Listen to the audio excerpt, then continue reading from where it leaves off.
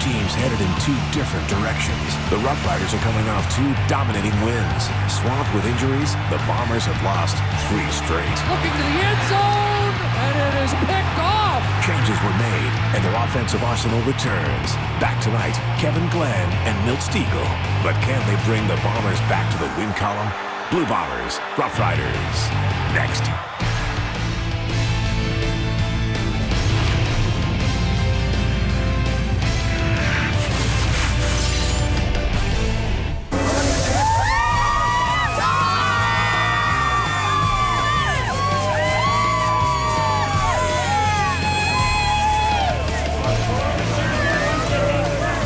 Hello to you all as well. The Bomber cheerleaders reporting to duty, as well as Dave and Chris and Matt and Jock.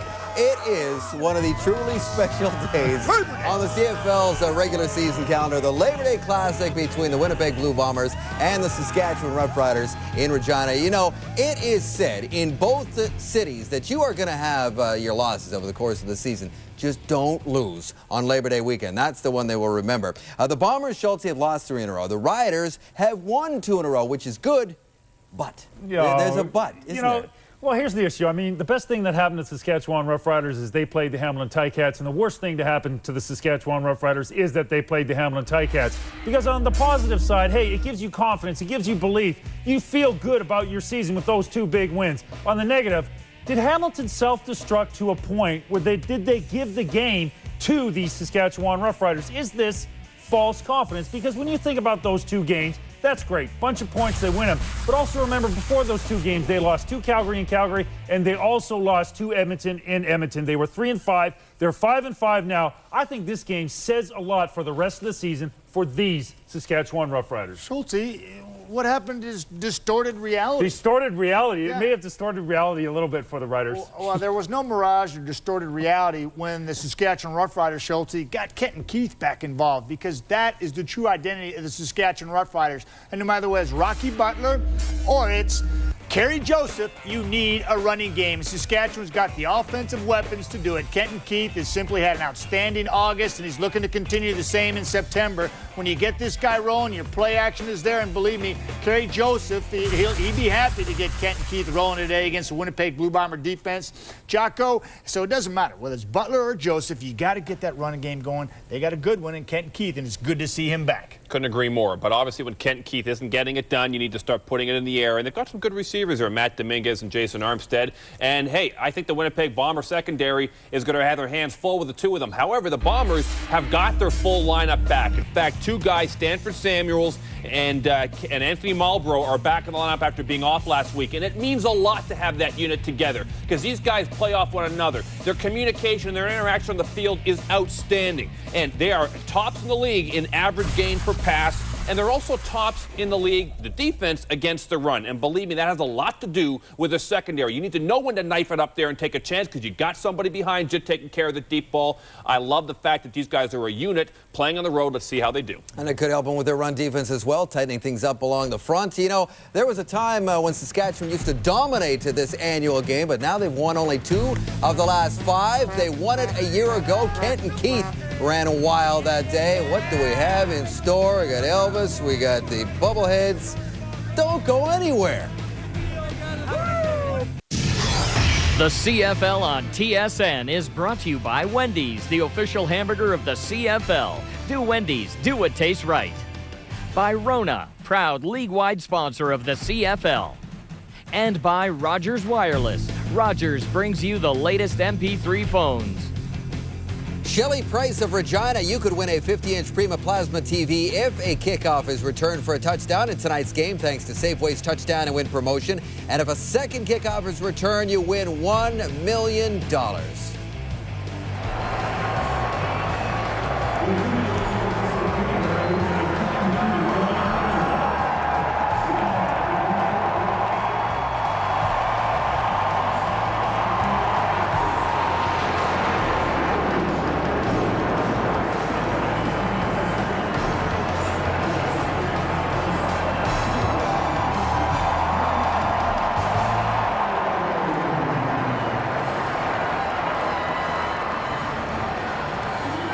Feels like Grey Cup weekend with better weather. The fly pass from the Snowbirds setting the stage and stoking these fans as we get set for the biggest game of the year in these parts at Mosaic Stadium. And it is gorgeous, 27 degrees. That wind might be a factor as the evening wears on. 17 kilometers an hour out of the south. Doug Barry's Bombers have dropped 3 straight to fall to 5-5, but a victory here can move them within 2 points of first in the East, while Danny Barrett's Saskatchewan Roughriders have won 2 straight, and a win here could get them within 2 of second in the West. And we're underway, and this is Albert Johnson up to the 45-yard line. And are the Bombers happy to welcome back Kevin Glenn as their starting quarterback?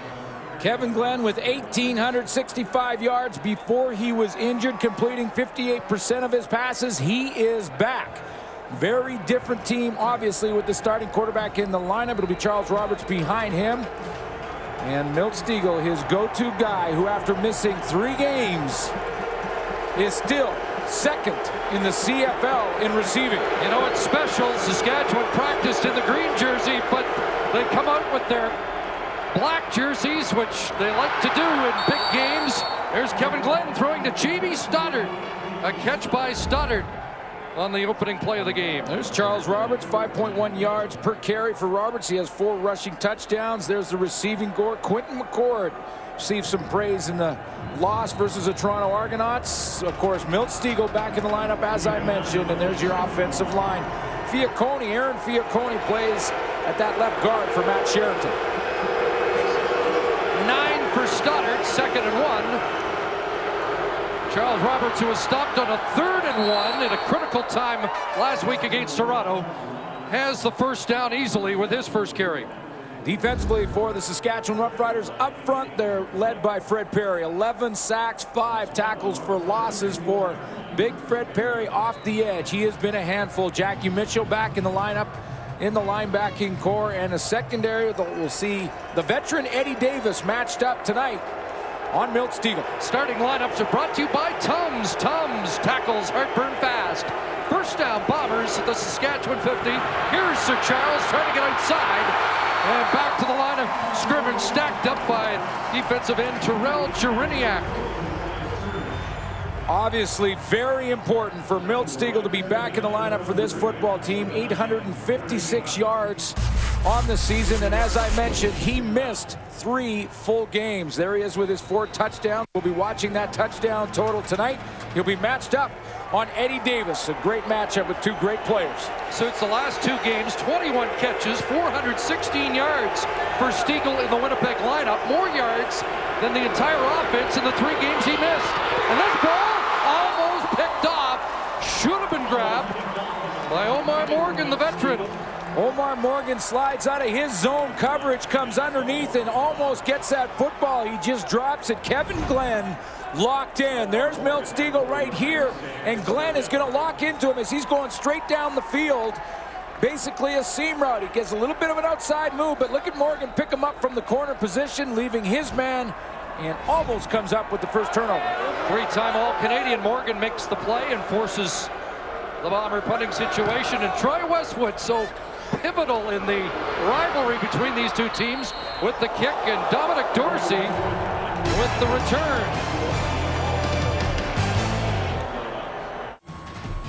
The CFL on TSN is brought to you by Coors Light, the Silver Bullet, and by General Motors of Canada and all its divisions.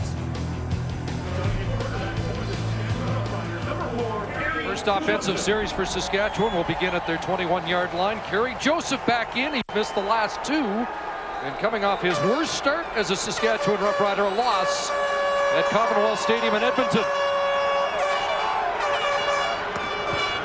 Working against the stingy Bomber defense, and a knockdown on the corner. Stanford Samuels back in that Winnipeg defense. Kenton Keith has been on fire of late, playing behind Kerry Joseph at the tailback position tonight. We will see a lot of two-backs from both Zarka and Keith in the backfield at the same time. There's a receiving core. Matt Dominguez has been the hot receiver in the last 2 games with 184 yards combined, and an offensive line with Gene Mikowski closing in on 200 games total as a Saskatchewan Roughrider. 2nd and 10, Roughriders. Joseph looking for Armstead again. Incomplete, and again tight coverage from Stanford Samuels. Stanford Samuels missed last week. Robert Bean played for him. He is back in the lineup along with Anthony Marlborough. He's going to play to the right of your screen, and Kerry Joseph, after missing a couple of games, wants to establish that rapport with his go-to guy, Jason Armstead, who he had in Ottawa last year. But Samuel's back in the lineup with a couple of big plays. Albert Johnson, who had 242 return yards last week against the Argos, drops back. Luka Kanji is in, coming off his best punting game of the year. 42.8 yards in the win in Hamilton. This kick fielded by Johnson, and he's stopped before he reaches midfield. A 38-yard punt, 3 on the return. Scoreless after the first offensive series for both teams as we join Ray Morrison on the sidelines. Well, as you can imagine, this has been a very hot ticket to get. Prior to these 2,000 seats going up, this game was sold out. But the Rolling Stones are coming here the Thanksgiving weekend, and because of additional 2,000 seats, there's that added buzz here. Imagine next week, 15,000 extra seats are at Canada Stadium for Grey Cup. So not only are the players' wherewithal being tested, but so are the fans to see if they can party and support their teams for 2 straight weeks, guys. Only hottest ticket in Saskatchewan is to see Mick Jagger in October. Well, what an atmosphere, though, and you're used to this. You played in it, but it's fun being around it. Yeah, this is not just a football game for the people of Saskatchewan and for the people of Winnipeg who make the trip. This is an event. For the players, it has playoff intensity. For the fans, it's like the Grey Cup atmosphere, as you mentioned. And plenty at stake with 2 5-5 teams trying to move up in the standing 2nd and 10. That pass overthrown from Quentin McCord, the intended receiver. So Kevin Glenn and Kerry Joseph a little slow out of the gate. Well, and that's understandable, especially when you haven't taken the game action reps for Kevin Glenn or Kerry Joseph. And then not only you come back and try and get that timing back down, but you have to do it on Labor Day, where I mentioned it's playoff intensity. So Dominic Dorsey drops deep, and Troy Westwood with his second punt. Dorsey's going to let that one sail into the end zone, and it will bounce deep to the end line. And that's a single point. Akami with the no yards, but it's a 76-point single. Danny Barrett put all of this into perspective for us just prior to the game. Well, I think, the fans really get into it the day before the game. We have our fan appreciation day to come out, get some autographs, mingle with the players. People have come from all over the province, 5-6 hours just to get here a day in advance, to be on time to get an autograph. And I think it carries over into the next day. I don't even think they sleep overnight, to be honest. And they come to the park ready to go. When you come into the stadium, you don't need the music to get going for the players to get into it. The buzz is already there. The hot dog smell is already in the air. The vendors are already loud. And the players buy into it right away. And when you come out for introductions, you can actually feel the stadium moving. And I think that's a tremendous atmosphere to be around. Certainly is. This had to be the game you circled on the calendar every year. Well, absolutely. And for the players, it doesn't matter what your season is up to this point. You win on Labor Day, it's a successful year. 76-yard single by Westwood breaks the ice. 1-0 Bombers. Kenton Keith with his first carry, working against that stingy Bomber D. First in the league versus the run, large part because of the play of their defensive line. Tom Canada has 7 sacks to lead that group in the pass rush department. Barron Simpson leads the Canadian Football League in tackles with 58 coming into this game, and the 2 changes Stanford Samuels and Anthony Marlborough back in that secondary. There was some concern about Kelly Malvo as well, but the Bombers have all hands on deck. 2nd and 6. Joseph pressure on, and he delivers high, and a late flag is tossed that may give Saskatchewan its initial first down. Well, Tom Canada got pushed away from Kerry Joseph. It looks like he may be called for a late hit on the quarterback. Major foul, roughing the passer. Winnipeg number 44, 15-yard penalty, automatic, first down. There's Tom Canada right there. He's coming off the edge from the backside of the formation. Kenton Keith looking to get out in the pass rush and takes an extra step, throws Kerry Joseph to the ground after he comes around the corner. Here's a low angle look at it for you. There's the throw, and Tom Canada drives him down. So a first down up near midfield, and out of double tight ends. Armstead, he's looking to throw, he's looking downfield. Corey Grant was upended, and the flag does fly. Stanford Samuels will draw the flag.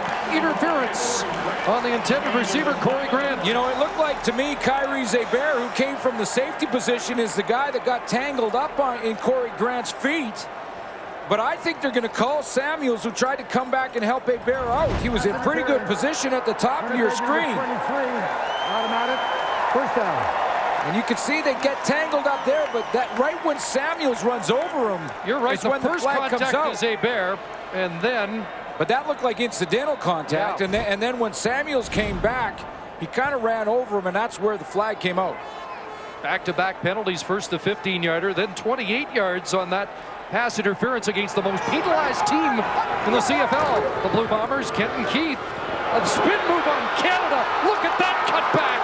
Kenton Keith inside the 15. And that's why he is all of a sudden 4th in CFL rushing after a very slow start. His last 3 games, Kenton Keith, 2 of them wins against the Hamilton Tiger Cats. 322 yards rushing. A 107.3 yard per game average for Kenton Keith. It looks like he is back healthy and back to contribute in this offense. 14 on that scamper. Saskatchewan back into the double tight end, and Keith the lone setback. Kenton Keith the ball carrier. And this time tripped up as he crossed the line of scrimmage. Big Doug Brown having an all-Canadian type season with his 33rd tackle of the year. 607 total yards, but you go back to his last 4 games, told you that 300-yard total, 322 over the 3, and if you go back 4 to Calgary, an 88-yarder there. So that 8.1-yard average will give Kerry Joseph good opportunity on 2nd down to convert because he doesn't have far to go. Last home game for Keith, the first man in 42 years in Saskatchewan to get 100 yards rushing and receiving. 2nd and long, pressure on. Baron Simpson in pursuit. Joseph pulls it down on the sidelines, and they're going to mark him out. Well, let's find out where. At the 1, it'll be a first down as Kerry Joseph walks the tightrope. Part of the reluctance by Danny Barrett to bring Kerry Joseph back is because when he was injured and missed 2 games, he didn't have his top-end speed. Now, he showed like he had a little bit of a limp there, but when he got the corner, you could see the burst that he has to pick up the first down yardage.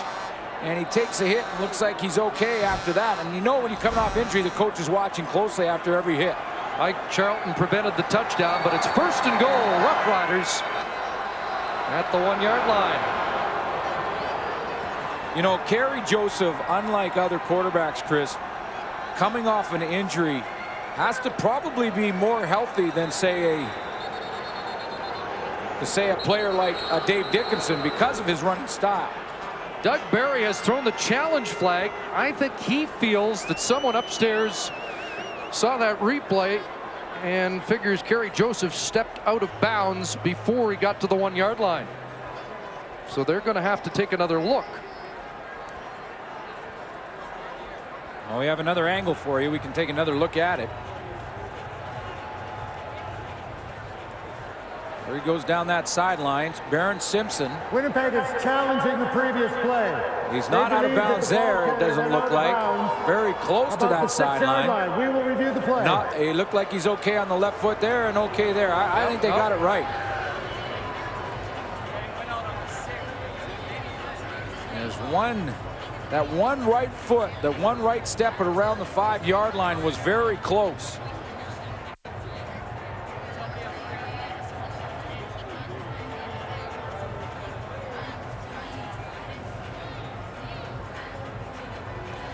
But the difference between the 1-yard line and the 5-yard line, obviously big for the Winnipeg Blue Bombers.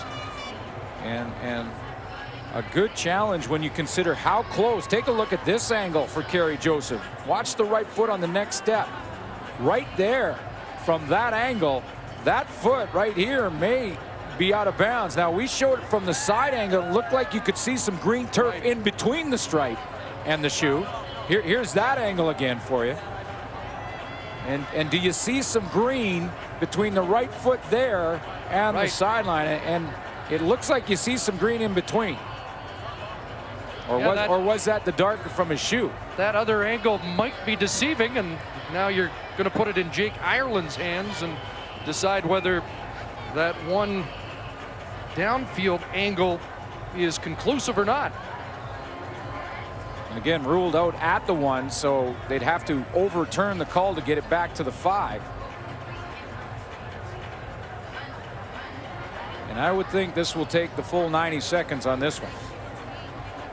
Just take one more look and establish, too, if indeed Joseph stepped out there, whether or not they are. Here's a good look at it. That looked like there was green in there. Right, I think so. I would just establish whether or not he had the first down prior to the contentious step. But in any event, Jake Ireland's used his 90 seconds and then some. And it looks like here he comes.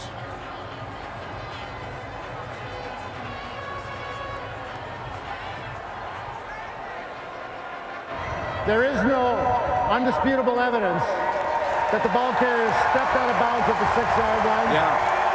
The ruling on the play stands. First down, Saskatchewan. Yeah, that's what I thought. I mean, the one angle, it looked like there was some turf in between the foot and the right, and the sideline on the right side of that foot. So let's take one more look and see. Ruled on the 1.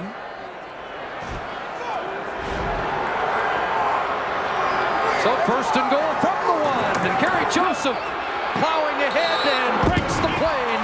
Touchdown, Saskatchewan. That's the difference between the 1-yard line and the 5-yard line. Really no play necessary, but the quarterback sneak when you have a big, strong Kerry Joseph to take it behind Jeremy O'Day. Second touchdown of the year for Kerry Joseph, who came into the game ranked 7th in CFL rushing. And an important run here to set up the opening touchdown of the game. 7 plays, 75 yards. A couple of key Winnipeg penalties. Kanji adds the extra point. First blood for the home side. Saskatchewan has the lead. The CFL on TSN is brought to you by General Motors of Canada and all its divisions. And by Coors Light, the Silver Bullet.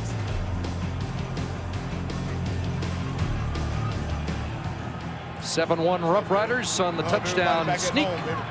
Love y'all back at from home, Kerry Joseph. He's new to this Labor Day stuff. Andre Thurman with the return up to the 45 on the short kickoff. And let's take a look at the play that set up the touchdown. Well, Kerry Joseph absolutely at his best as a quarterback when he's running the football occasionally. There's the questionable call, and it looks like he is inbounds. The right call made by the official out at the 1-yard line, and that sets up this. Joseph right behind his big offensive line and just powers his way into the end zone.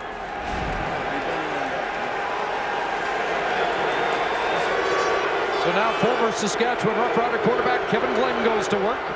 And Charles Roberts. Roberts squirts through the hole and busts it.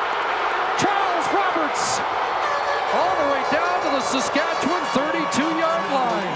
The man that beat a hasty retreat. Upset after the last game against Toronto when he didn't get the ball in the final 11 minutes. Makes a huge play here. And Charles Roberts should have got the football versus the Toronto Argonauts, especially at the end of that game. We talked about it, the guys back at the panel in the pregame show. He gets a nice hole right up the middle and then bounces to the outside with his speed. That'll give him the CFL rushing lead, 33 yards on the Roberts romp, his longest of the year. First down, Winnipeg, and they feed Roberts again, but this time nothing doing. There's Fred Perry, the defensive player of the month of August, and Perry's been red hot. Yeah, Perry makes a big play. He's going to have to make a bunch against Charles Roberts. Now, Roberts on Labor Day has been pretty good. I mean, pretty good, though, is probably not what Charles Roberts wants to be. He wants to be great. That's the big one right there, 2003 at 124. But when you look at those numbers, if Charles Roberts gets over 100 yards, 9 times out of 10, the Winnipeg Blue Bombers are going to win the football game. He's already off to a good start here. Lost one, however, there, so it's 2nd and 11. 4 receivers to the wide side. Here comes the rush. Glenn gets it away underneath Andre Thurman. And he'll be stopped short of the first down at the 25. Check that, Chris Brazel with the catch.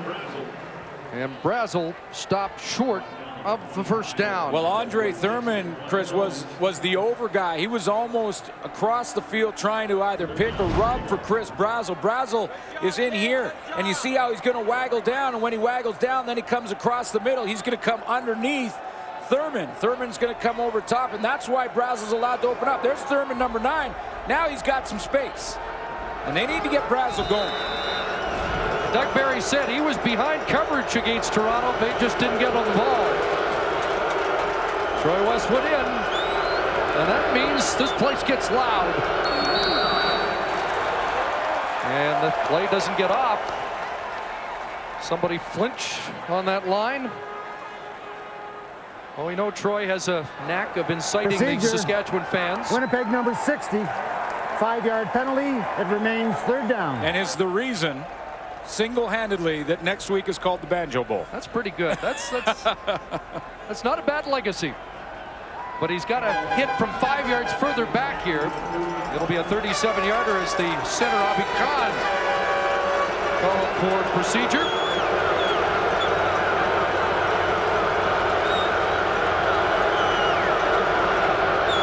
Jamie Stoddard, the holder, and Troy Westwood puts that one through. Answering the crowd noise, 3 for Westwood, gets Winnipeg within 3. Yeah. Let's go, Bobber!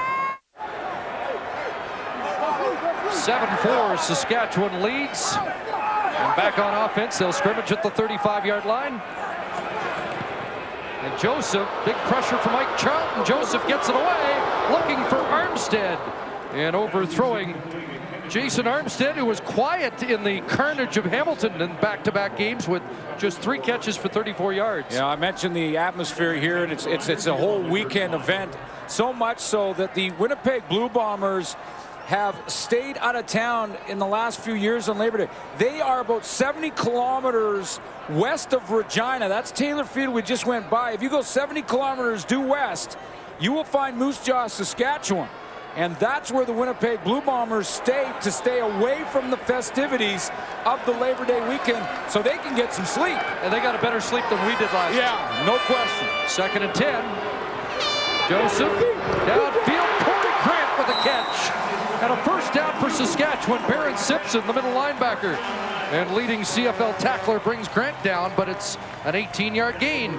Well, and most importantly for the fans here in sold-out Mosaic Stadium, is that Kerry Joseph looks like he's back on target. There's Armstead down, or Corey Grant down at the bottom. And Grant's going to run the curl, come all the way around and right back to that 50-yard strike. But that ball low and inside, the first couple of throws for Joseph, high and away. He admitted that he got too excited for his first game here in Regina. You wonder if it's the same situation, his first Labor Day game. Settling down now, and we're going to have some running today. Kenton Keith 35-yard line. And that's 17 more for Keith. Two of the most explosive running backs on display here in Keith and Charles Roberts. Well, the big boys up front for the offensive line, opening up a nice hole to the backside of the formation for Kenton Keith. Like Rob Lazio came around, he pulls around that side, and Kenton Keith picks up good yardage again. He's had some holes and some room to run. The guys that are tackling him right now are defensive backs for Winnipeg. 6.7-yard average coming in. He's averaging over 10 a carry so far today. And here is Bracey down inside the 15-yard line. So the Roughriders chewing up the yards, the #2 rushing team in the CFL, but working against the #1 run defense. Yeah, Shamar Bracey, watch how they use Kenton Keith here. Here's Kenton Keith. He's going to come like that. It's an old crossbuck play. And then Bracey comes this side. They just crisscross at the line of scrimmage. There's the fake to Kenton Keith. That pulls some defenders with him. And Bracey opens up another hole to the right side. Rob Lazio in for Andrew Green, and Lazio's open up some holes here. So it's another first down, and at the 10, Saskatchewan in the double tight end with Armstead in motion. And it's a bootleg. Kerry Joseph. And Joseph inside the 5, touchdown!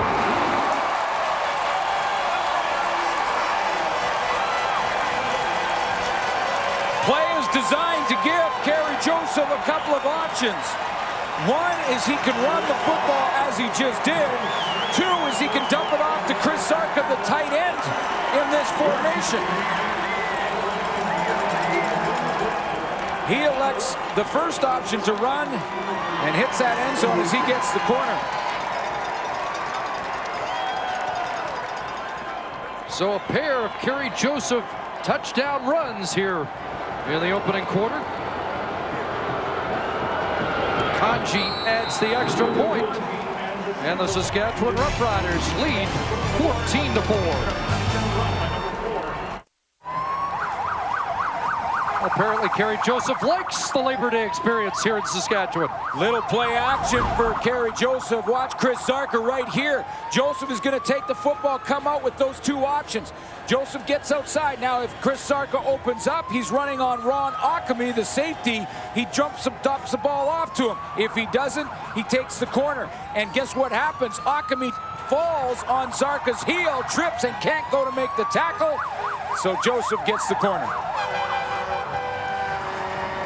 A second 75-yard scoring drive for Saskatchewan. 57 yards chewed up on the ground. Low bouncing kickoff, and Andre Thurman has it across the 40. Reverses field, and a good return up to the 54 of Winnipeg with 1:17 left on the clock in this opening quarter. Kevin Glenn is showing a little bit of rust after missing a couple of games for the Winnipeg Blue Bombers. Tried to force one into Milt Stegall early in this football game that was almost intercepted. And now Glenn has to try and find a way to go back and get Milt Stegall back involved in this offense. They have enjoyed great field position, 4 possessions. They've started twice on the 45 and twice on the 53. And Charles Roberts straight ahead has 2 or 3. Kitwana Jones involved. And even though Kevin Glenn, Chris, is showing a little rust after missing a couple of games, he is obviously their best choice at quarterback. I mean, look at what happened when he was out of the lineup with Milt Stegall. Look at the difference in points. 166 with the 2 in the lineup, 31 without. And how about the passing yards? Just 359 when those guys were out of the lineup. He'll make the right decisions. 2nd and 8.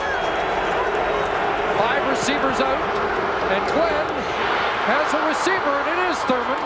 Andre Thurman, who got the wake-up call when he was sat down last week and did not play against Toronto, back in here, thanks to the cutting of Scotty Anderson and the injury to Kwame Cavill. Right, and he's still trying to sell Doug Barry. He's trying to sell the head coach that he doesn't want to come out of the lineup again, and the best way to do that is to make the tough catches over the middle in that danger zone. You know you're going to get hit, and you got to still come up with the catch. So Thurman doing a nice job early on. 12 yards. This should be the final play of the opening quarter. And Kevin Glenn down the sidelines. Can't hook up with Brazel. Looked like he had a step on Omar Morgan. That was the final play of the first quarter here. Labor Day weekend in Regina. First quarter stats are brought to you by Rona, proud league-wide sponsor of the CFL. The numbers that jump out for me is that 89 yards rushing for Saskatchewan, team that likes to run the ball, but they're up against the #1 run defense in the Canadian Football League coming into this week. The Bombers giving up basically just around 80 yards a game, so they're already over that. In 15 minutes of football, and if there was going to be a debate in Saskatchewan over who should have started, Kerry Joseph probably silenced it in a hurry. Well, he did. I mean, Rocky Butler played well in the 2 wins, both versus Hamilton, and that was the one question people had. Well, it was Hamilton who have struggled badly throughout the season. What would he do on Labor Day? There was that talk, but Kerry Joseph with 2 rushing touchdowns has really silenced any of that kind of possible debate. Of course, Rocky Butler was a Labor Day hero here in Saskatchewan in 2002, but right now Winnipeg with the ball, 2nd and 10. Here comes the run. Oh, Kevin Glenn decleated. Terrell Jariniak with the sack for Saskatchewan. The Saskatchewan Roughriders have their #1 defensive line back together. Terrell Jariniak missed some games. Nate Davis has been on and off with injury. And Terrell Jariniak just takes off down Main Street, and Kevin Glenn has absolutely no chance to release that football, but lots of pressure early on. Fred Perry's been in the backfield. Now Jariniak takes his turn. 4th sack for Jariniak, the 32nd for Saskatchewan. And so Westwood on, Dorsey back. Westwood angling that punt. Dorsey's not going to get a play on it as it bounces inside the 10. So Westwood gets the job done. Well, this week, Wendy's CFL on TSN Friday Night Football has the Calgary Stampeders taking on the Eskimos in Edmonton. It's their classic Labor Day rematch. Coverage begins at 9 Eastern, 6 Pacific. Also available in TSN HD, and that's also one of our favorite games of the year. No question. That rematch game is a biggie, as will be these 2 teams' rematch game in Winnipeg. Yeah, we'll do that Sunday. Yeah, and you know, the Bombers, really, when you think of this game early on, they want to weather the storm on this day. I mean, there's so much intensity, the crowd's involved. They're trying to weather the storm early and stay in this one. Well, this is where the defense can come up big. And a short gain there for Kenton Keith, spinning for 2 to 3 yards. It was interesting when we talked to Doug Brown before the game about the defense maybe not being quite as sharp in recent weeks, now that everybody's got game film on Greg Marshall's Winnipeg defense. Well, that's right. I mean, first of all, Greg Marshall comes in and he puts in a new defense for the personnel here in Winnipeg. So early on in the season, Doug Brown was explaining to us that he had a lot of openings, as did the rest of the defenders, to make big plays and tackles. Now people know how to block them a little bit. They still have to get the job done, but now it's a little tougher on them. 2nd and 8. Pressure on Joseph. And he got drilled. Big hit from Tom Canada. Yeah, Tom Canada had Kerry Joseph in his sights coming around the corner, and it was lock and load. And he unloaded on the quarterback. He's up at the top, and he's going to come around this side. And he just comes hard, almost untouched as he comes around the corner, not blocked. Kenton Keith tried to get a piece of him and didn't. And bang. Tom Canada 3rd in the CFL with 7 sacks and a big hurry there. A critical 2 and out for the Winnipeg defense. Will Saskatchewan even punt the football here? They're going to. They do. Conji. Not a bad kick with the win. Johnson flags it down near midfield and finds a crease and back inside the 45-yard line. So the Bombers in great field position for their next possession. Closed captioning of the CFL on TSN is brought to you by Castrol. It's more than just oil, it's liquid engineering. Still waiting the first catch for Milt Stiegel as he comes back after missing 3 straight. Again, his previous 2 games, 21 catches, 416 yards.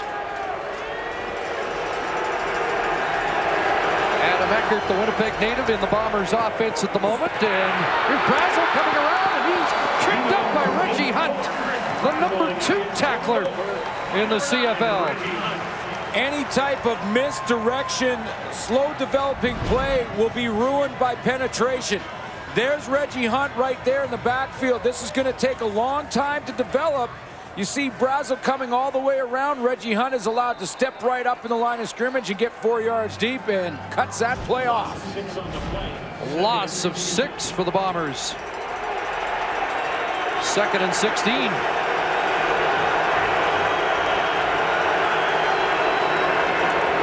Here comes Fred Perry on the rush. Glenn, ball in the air, incomplete. And that ball was up for grabs with the heat on Kevin Glenn. And Kevin Glenn has not been able to get the ball to Milt Stiegel. Milt Stiegel is going one-on-one in this game a bunch against Eddie Davis, the great pro. There's Stiegel at the top at the inside receiver position right here. He's going to end up on number 29. Early in the season, Milt Stiegel said in the newspaper the 5 toughest defensive backs he's ever faced in the Canadian Football League were Gerald Vaughn, Shannon Garrett, Darryl Hall, Corey Banks, and Eddie Davis. So Westwood will try to pin Saskatchewan again. Another nice kick into the corner. That one off Dorsey, and he somehow got it back. Whoa. Anxious moment there. Actually, Neil Hughes with the recovery for Saskatchewan. The CFL on TSN is brought to you by General Motors of Canada and all its divisions. And by Coors Light, the Silver Bullet. Winnipeg forced Saskatchewan into a 2-and-out the last time the Roughriders started deep. That'll be the game plan for Doug Brown and company here again.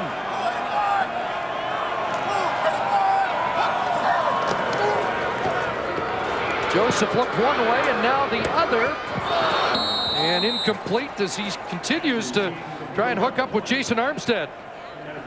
Well, these two have battled a bunch on Labor Day weekend here in Regina. It's been a tradition that goes back to the 50s, and since 1950, the overall record, Saskatchewan 23 wins, the Winnipeg Blue Bombers 16, often close games, often high-scoring games. And Saskatchewan here this evening gets out to that early 10-point lead, but Winnipeg has had the field position advantage since then. 2nd and 10. And Joseph throws a strike. Omar Evans in coverage, but the completion to Matt Dominguez, who has been so solid in recent weeks and comes into this game 5th in CFL receiving. Well, Matt Dominguez, the Saskatchewan Roughriders have played 10 games, and Matt Dominguez has been the leading receiver for 5 of them, including the last 2. So he is definitely back on track. And the last 2, remember, the quarterback was Rocky Butler. Had some jawing after that play involving Tom Canada, who was heated up. Last year, Saskatchewan won 45-26 on the Labor Day game. The previous 2 went to Winnipeg on the Labor Day Sunday. Here's Kenton Keith, and he's shaking and baking in this first half. Cut down at the 25, and a flag in the defensive backfield. Ike Charlton makes the defensive play. What a draft it was in the National Football League in the year 2000 for the Canadian Football League. In the year 2000 in the NFL, there were a bunch that we watch here in the Canadian Football League. R.J. Soward went in the first round. There is Ike Charlton, who went to the Seattle Seahawks, 52nd overall. A couple of teammates, Anthony Marlborough, Robert Bean, also in that group. Ike Charlton went right after Sean Alexander and Chris McIntosh. And so he's drafted the same year as Anthony Marlborough, who is back in the secondary, and also Robert Bean, who's a backup on the sideline.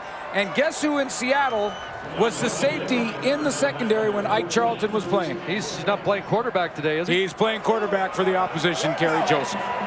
Small world, isn't it? Yeah. Kerry Joseph looking at 1st and 20. Jason French called for holding.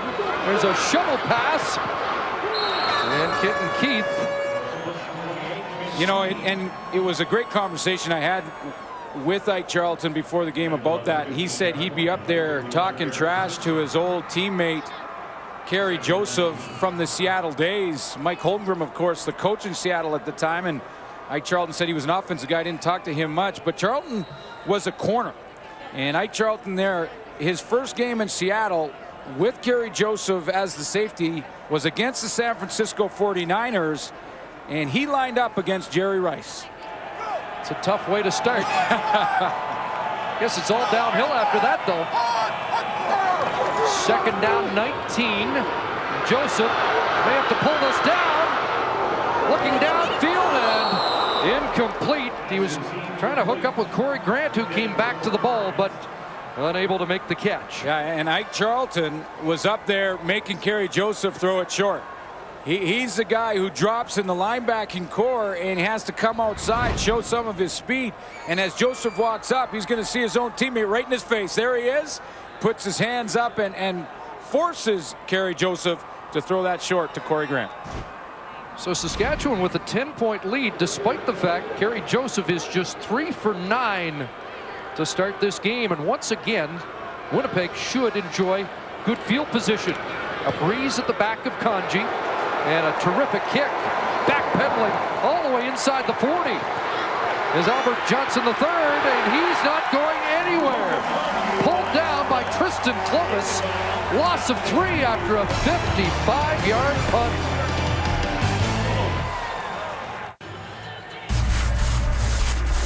Well, Wendy's Kick for $1 million is back. A chance to win a 10,000 sell-off vacations.com travel package, $15,000 Best Buy shopping spree, the 2007 Chevrolet Avalanche, and oh yeah, the chance for the $1 million.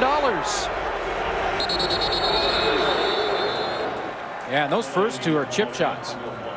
You know, those are good prizes. You get them all, and over 1 million people so far have signed up for that. Well over 1 million now. So by far the biggest promotion ever. And you still have a chance to enter at tsn.ca/Wendy's. Procedure. Winnipeg number 57. 5-yard penalty. It remains first half. Procedure call against Jermise Jones. Looked like Winnipeg was going to get great field position. Then Kanji kicks 55 yards. Tristan Clovis is down like a bullet and drops Albert Johnson for a loss of 3. Now it's a 5-yard penalty. Penalties have hurt Winnipeg in this first half. They have, and now they've lost. Now they're at a disadvantage when you look at field position because of the kicking game for the Saskatchewan Roughriders. Rush on and a drop pass behind Charles Roberts.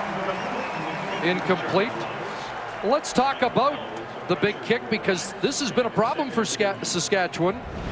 Their net yard on punts, one of the lowest in the league at 31.8. Right, but both of these kicks, the last 2 in a row from Luka Kanji, Danny Barrett could have elected to give up the safety. He didn't. He kicked it away. His defense held both times, and now Saskatchewan, from the special teams, have that field position advantage. Kid from Waterloo's got a little extra adrenaline going today. 2nd and 15. Pressure on, and the screen falls incomplete. Somewhere in that heavy traffic was Charles Roberts. Timing is off for the Winnipeg Blue Bombers offensively. They can't get anything going because of the pressure and the penetration. And there's a couple ways that you can try and combat good pressure. One is to do those type of screen plays, although that one didn't work for Kevin Glenn. The other is try and run the football right at it with Charles Roberts. So neither quarterback has been able to kickstart the passing game so far. Westwood kicking it away. Dominic Dorsey. Dorsey dancing around, and he's pulled down at the 40. A 47-yard kick, 10 on the return. Saskatchewan goes to work on offense at their own 40-yard line. A 10-point lead with 7:20 remaining first half. Kerry Joseph looks to the far side. Kent Keith with a catch, and he'll make you miss in a phone booth. Up He could make you miss in a shoebox. And that was some kind of catch. I mean, forget about the run. Here he comes out of the backfield right here. He's just gonna flare out. And the run was spectacular. What about the catch? He has to come around, leave his feet, pulls it off the turf, and then is quick enough to get up and make some great moves in the open field. 15 for Kenton Keith. Armstead coming around. And Armstead crashing into Winnipeg territory at the 47-yard line. Well, it's the real-life varsity Blues. They're the second-ranked high school football team in the United States in a town where football is everything. The kids live their lives under a microscope. Don't miss the premiere of Two-A-Days, Thursday at 10, only on MTV. I love what Danny Barrett said about the Labor Day weekend. The fans get in the night before, and I don't think they sleep. That's pretty much bang on. Yep. Probably won't sleep tonight either. Nope. Second and short, and Kerry Joseph, he'll stride out. Under the category of ugly but effective, that play works. Kerry Joseph running the football out of desperation here because there's all kinds of problems in this formation right there. Watch them, they all kind of run into each other. That's not how you draw it up. So that's not a rub. No, that's not a rub. That's a collision. That's a train wreck is what that was. But Kerry Joseph bounced outside. Again, not hesitating at all tonight to run the football when he has to. Was an easy first down. He still looks like he's a little limp. Yeah, I see it. Got some time to look downfield. Corey Grant, touchdown!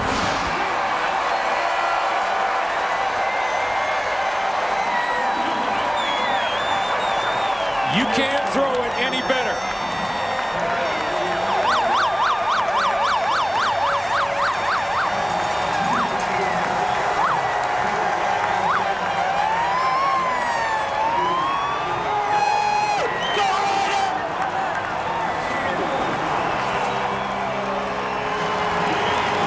It's rocking in here tonight. Oh, they're having some fun. You heard Danny Barrett say you could feel the stadium shake. It's shaking again.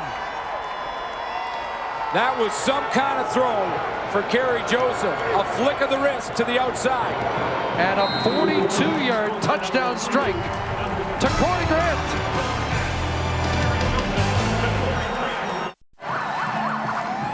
Well, he scored 2 touchdowns, and now he's thrown for one. His 13th touchdown pass of the year to Corey Grant. Yeah, Kerry Joseph lines up on this hash. From where he is to the sideline is 41 yards.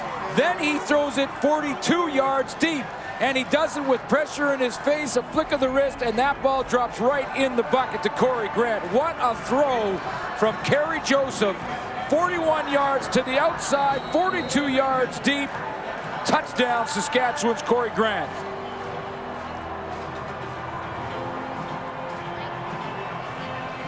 Yes, there's no quarterback controversy in Saskatchewan.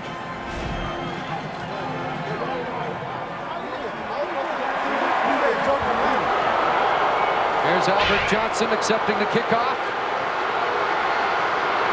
And Johnson back up to the 25-yard line.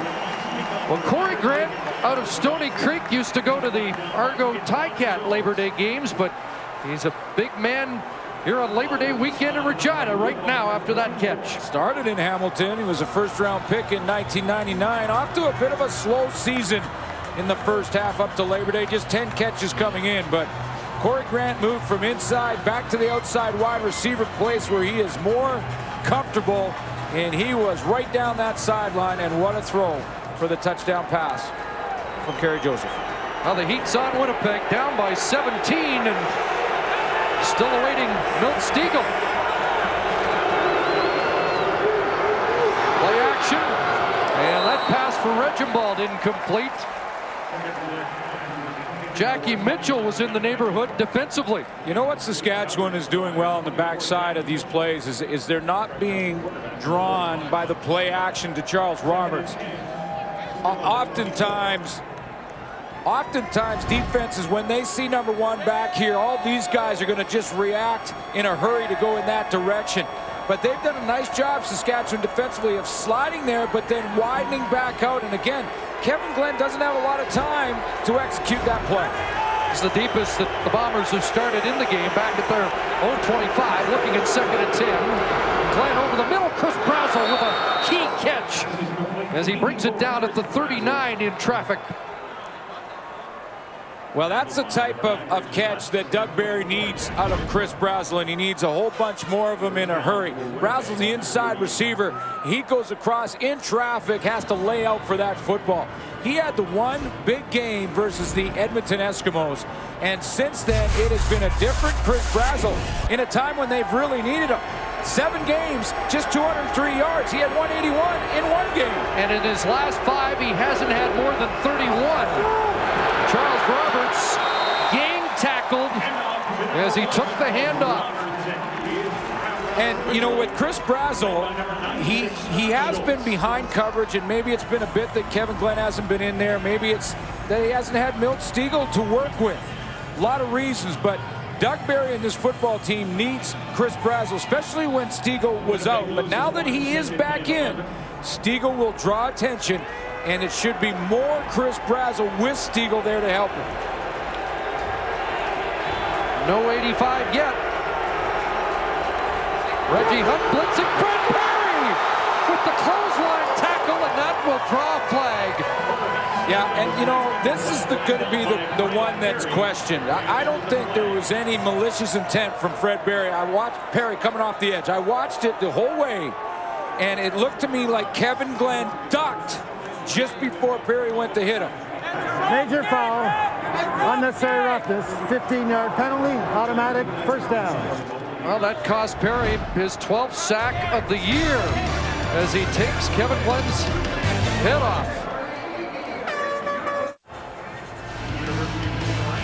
There's 4 guys that probably would have broken curfew in Regina last night if they were here, but they're not. So they'll weigh in with their thoughts of this opening half. That is a guarantee. Just under 3 minutes to go. Danny Barrett wanted to throw the challenge flag on that last play. The play not challengeable, but he was motioning that Kevin Glenn ducked into the hit by Perry. It's a 15-yard penalty, and a pass behind Andre Thurman is incomplete. Yeah, it looked like Danny Barrett wanted to talk to the officials about the possibility of throwing a challenge flag on this play. Perry's going to come off the edge here.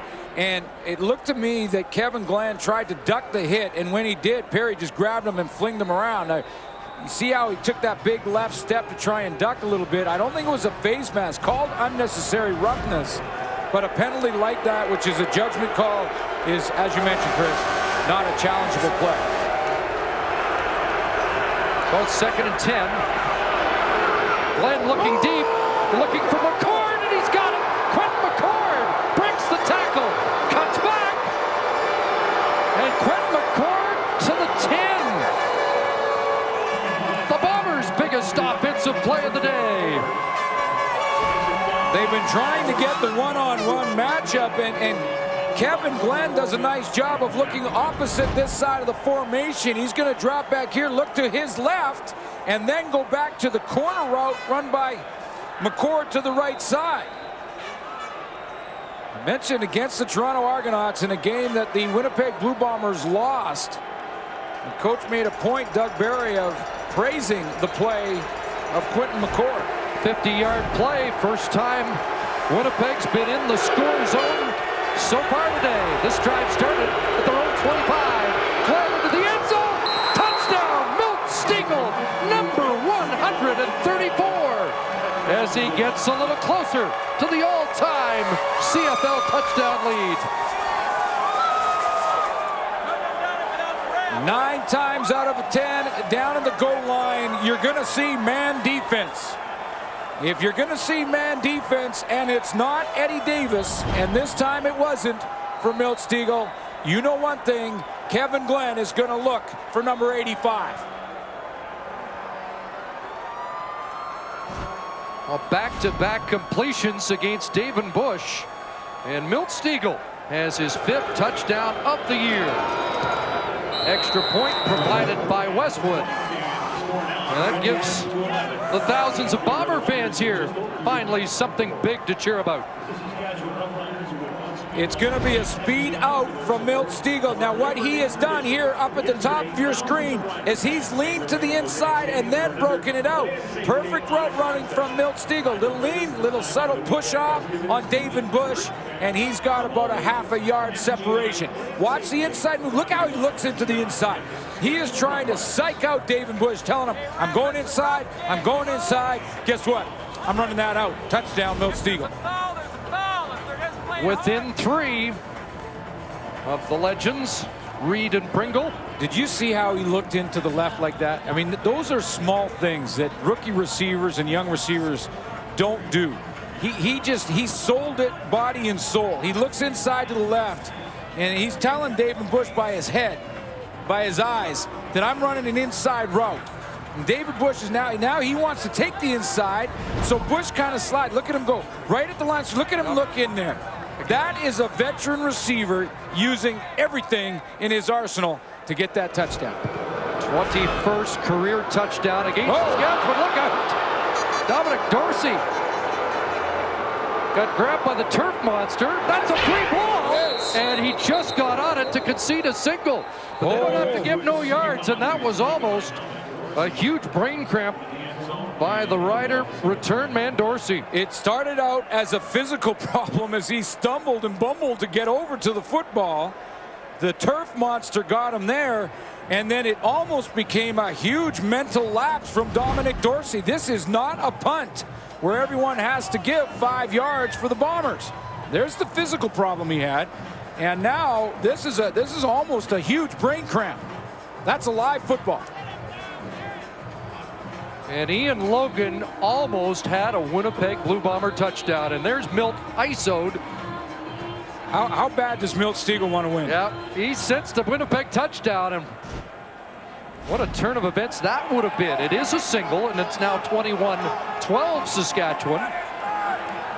Roughriders will scrimmage from their own 35. Flag down, pressure on. Joseph gets it away. Looking for Armstead, and that's overthrown by 5 yards with Kelly Malvo stride for stride with the intended receiver. You know, Joseph's going to take a big hit here, but does he have a howitzer or what? I mean, he has a strong arm. That ball probably traveled 80 yards as he's being hit in the chest. And this is not 2 tissue papers slapping together. This was a real hit. Look at this. Right as he steps up. Second down. He gets one right in the chest. And that ball traveled about 80 yards. Overthrown. But that guy has a gun. But there is a noticeable momentum shift here with 1:59 to go. Now it's 2nd and 10.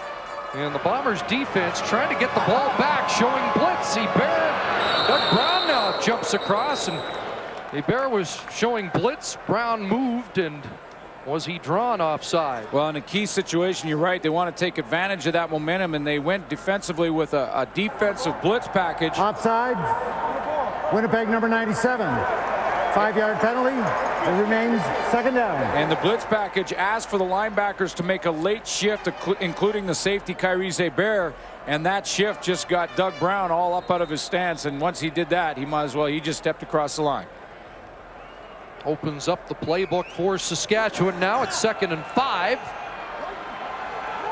from their own 40-yard line. 5 receivers set. Fake to Armstead inside. Gary Joseph looks downfield, and that's batted down. Nice knockdown defensive play by Stanford Samuels, who continues to be active on the corner. Yeah, and he almost had an interception. First of all, Barron Simpson changes direction to put a little bit of pressure on Kerry Joseph, maybe rush the throw just a bit. There's 51 there, and that throw has a little bit of wobble on it and is behind Armstead. And Stanford Samuels was there quick enough. Had he stepped around, you can see him upset. It's a good knockdown, but you see he's upset. He thought he may have had an interception, and I would agree with him. Yeah, Greg Marshall told me earlier that there were 3 plays that the defense could have come up with turnovers last week. He said, for us to get to the great defense category, we've got to make those plays. A good kick by Kanji. And a good return up across the 25-yard line by Albert Johnson. Well, Milt Stegall with a touchdown today. A year ago, he set the all-time touchdown record receiving. And this was it. Not just one, though, in that game. That's the one that set the record, but he padded it with another one. Yeah, this one's pretty. Yeah, and how pretty is this catch? Fighting again with Eddie Davis. Bounces up, keeps the ball alive, and comes down in the end zone for his second of the game. You knew it wouldn't be long. So it was 21-4. It's now 21-12. And the Bombers go back to work on offense. 1:40 left in this first half. Fake to Roberts. And it's Stegall again. Up to the 42-yard line. The safety Clovis in on the tackle with Omar Morgan. First down, Winnipeg. Well, for the Winnipeg Blue Bombers to get back on track, that's the guy that's going to do it for him. And it's not just his great abilities physically, but it's what he can see through the defense that the Saskatchewan Roughriders are trying to run against him. He's a guy that can help the rest of the receiving corps to recognize the defense is presented. Second down, there's Thurman, or first down, Thurman trying to get outside, and he does avoid the first tackle and has another first down, and he gets tossed out by the other 9 on the field, Reggie Hunt. Does a little talking over there on the bench as he comes back. No taunting call on that one. As Andre Thurman keeps his balance. You know, they work on this in practice all the time. Every player, the receivers and the running backs primarily, but when you can make that spin move, now it's just a balancing act. Get your balance again, get the first down and out of bounds. A little talking there on the sideline to the opposition. Clock stopped as Thurman got out of bounds. 70 seconds to go, and went back to the air looking for Stegall. And he's got it. Did he get a foot down? No, and Stegall says he was pushed out, and will argue the case as Omar Morgan was in coverage. Yeah, and I don't think that Omar Morgan did push him out. It's real close down the sideline. He's going to have to turn to the backside, back around the opposite direction. Incredible catch to hang on to the football anyway. But Omar Morgan looked like he was trying to play the ball, and that's not a reviewable play either. What else is incredible is he misses 3 weeks and he remains second in CFL receiving. Amazing. Amazing is what that is. Oh, it is 2nd and 10. Up near midfield. Pressure by Jeriniak, and Thurman goes up. And can't bring that one down. The pass delivered high as Glenn was hurried. This is always the game that, because of its earlier start time on the Labor Day weekend, that the sun comes off that edge. And I thought Andre Thurman there had problems with it. The ball was a little bit high, but right off that corner of the stadium there, the sun is coming off that corner, and that was right in line for Andre Thurman. There he is. He's squinting into it right now, and, you know, I'm not giving him an excuse for that one, but it's tough in that corner on that side of the field at this time of night. Westwood to punt. It hangs up in the wind and is played by Dorsey. No yards. Will be a 15-yard penalty against the Bombers.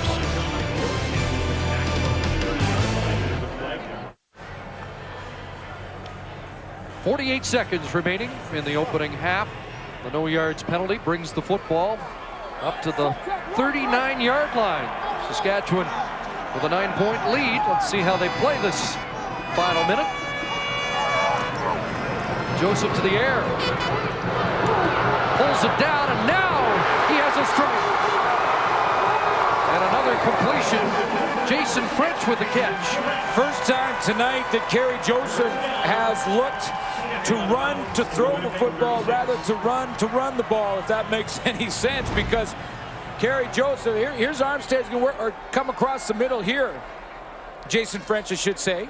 And French comes all the way across on that slant pattern, catches it right on the C center field mark. But that's Kerry Joseph stepping up into the pocket and looking to throw the ball, not looking to open up and run the football. 35 for French. That matches his season's best catch. And movement here. That play doesn't get off. Jake Ireland will determine whether that was offside or procedure. 30,900 in a building that's supposed to hold just over 28,000. So it's an overflow crowd thanks to the seats in for the Rolling Stones. Standing room only. And they're all standing here. And across this country, whether you're in this park here this evening or watching it on television throughout this province and this country, if you don't get pumped up for football on the Labor Day weekend in this country, check your pulse.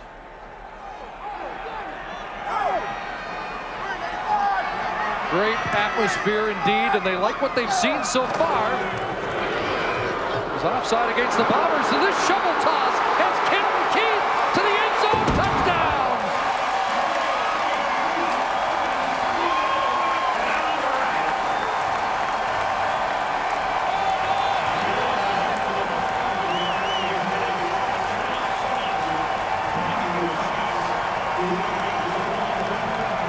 The three-point dance. Like the three-point opportunity, or at least a foul shot maybe for Kenton Keith. Greg Marshall said, the defensive coordinator for Winnipeg before the game, give him a crease and you're lining up for the convert. And that's exactly what just happened. And Ron Warner was a split second from making the play. So when it looked like the Bombers had the late first half momentum, Saskatchewan changes it. Kenton Keith with 91 yards on offense in this opening half. First of all, Ron Warner almost makes this play for the Winnipeg Blue Bombers. He's a split second away. Let's show you how close he is. First of all, here come, look at the penetration. He runs right by Kenton Keith and is right there at Kerry Joseph's lap, but Joseph got rid of it just in time. The only guy that was able to make that tackle was Barron Simpson. Barron Simpson gets blocked by Gene Mikowski and has no chance. Mikowski blocks out Simpson. There's 51. He can't get there. And goodbye for Kenton Keith. Gene Mikowski, the top offensive lineman in the CFL over the last 2 seasons. Kerry Joseph has scored 2 and has thrown 2 touchdown passes in his opening half. And Albert Johnson on the return dropped at the 27-yard line. James Johnson with the tackle as Keith continues to celebrate his major score. Ron Warner, it's a game of inches. It can also be a game of split seconds. Warner with a good power move up the middle. Look how close he is. He doesn't get there, and Kenton Keith has a souvenir for the crowd.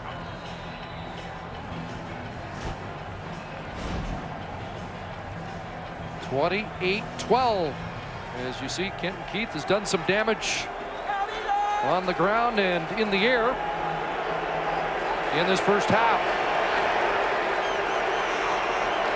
22 seconds playing.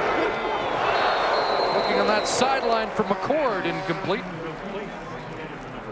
You know, that's a quick throw now with 18 seconds. The Saskatchewan Roughriders, if they can hold here. That's a quick throw by Doug Barry, and the question was, would they try and just get out of this half where it is the Winnipeg Blue Bombers, or try and move the football? That quick play with the timeout still available could give Saskatchewan one more chance, a decent spot for maybe a long field goal if they don't get the first down. They do run the ball. Charles Roberts dropped at the 34-yard line. Timeout called immediately by the Saskatchewan Roughrider bench, and they'll try and call that timeout now. 13 seconds left. Timeout. Punt will come from about the Winnipeg 20-yard line. So they could get the ball in decent enough position to have one play to get into field goal range. Well, yeah, maybe, depending on the return here. Dominic Dorsey gets up in there quickly and gets down. You maybe have one play if you're Saskatchewan, and then line up for a long field goal.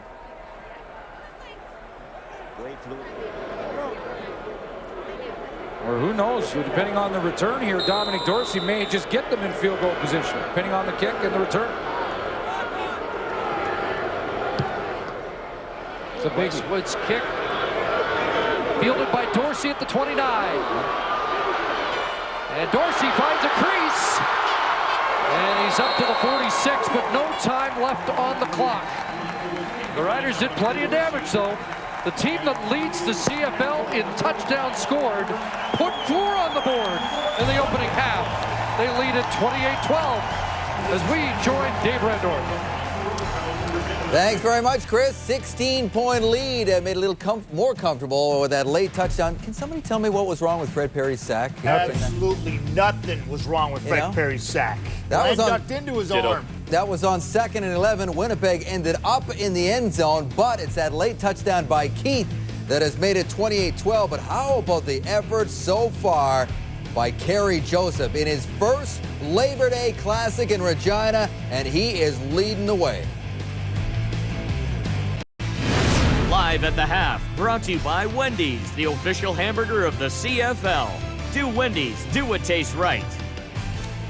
Well, welcome back. Here was the Boston Pizza CFL poll question we asked you. What do you think is the best Labor Day weekend rivalry game in the league? Those were the obvious choices. Here's the results. Edmonton, Calgary, with this one picking up 22%. Hard to argue. Hard to argue. They're all there at the game. They're all great. They're at the game, David. They can't vote. Oh, that's a good point. It's not fair, really, is it? No wireless internet. There's no watermelon. Makes a lot of sense. Lawyer over there. Hi, Dave Randorf, Chris Schultz, Matt Dunnigan, Jock Climbing. In this game a year ago, Kenton Keith had 170 yards rushing and 2 touchdowns on the way to a big run for Saskatchewan. He's really going to have to go off to reach that number, but the bottom line is he has really been cranking it up in the last few weeks. Yeah, he really has, Dave. Kenton Keith, and now with Kerry Joseph back in the lineup, Saskatchewan's rushing game is in full flight, and they took advantage of the best run defense in the league, the Winnipeg Blue Bombers. They only give up 3.9 yards per carry and only 70 yards during the whole game.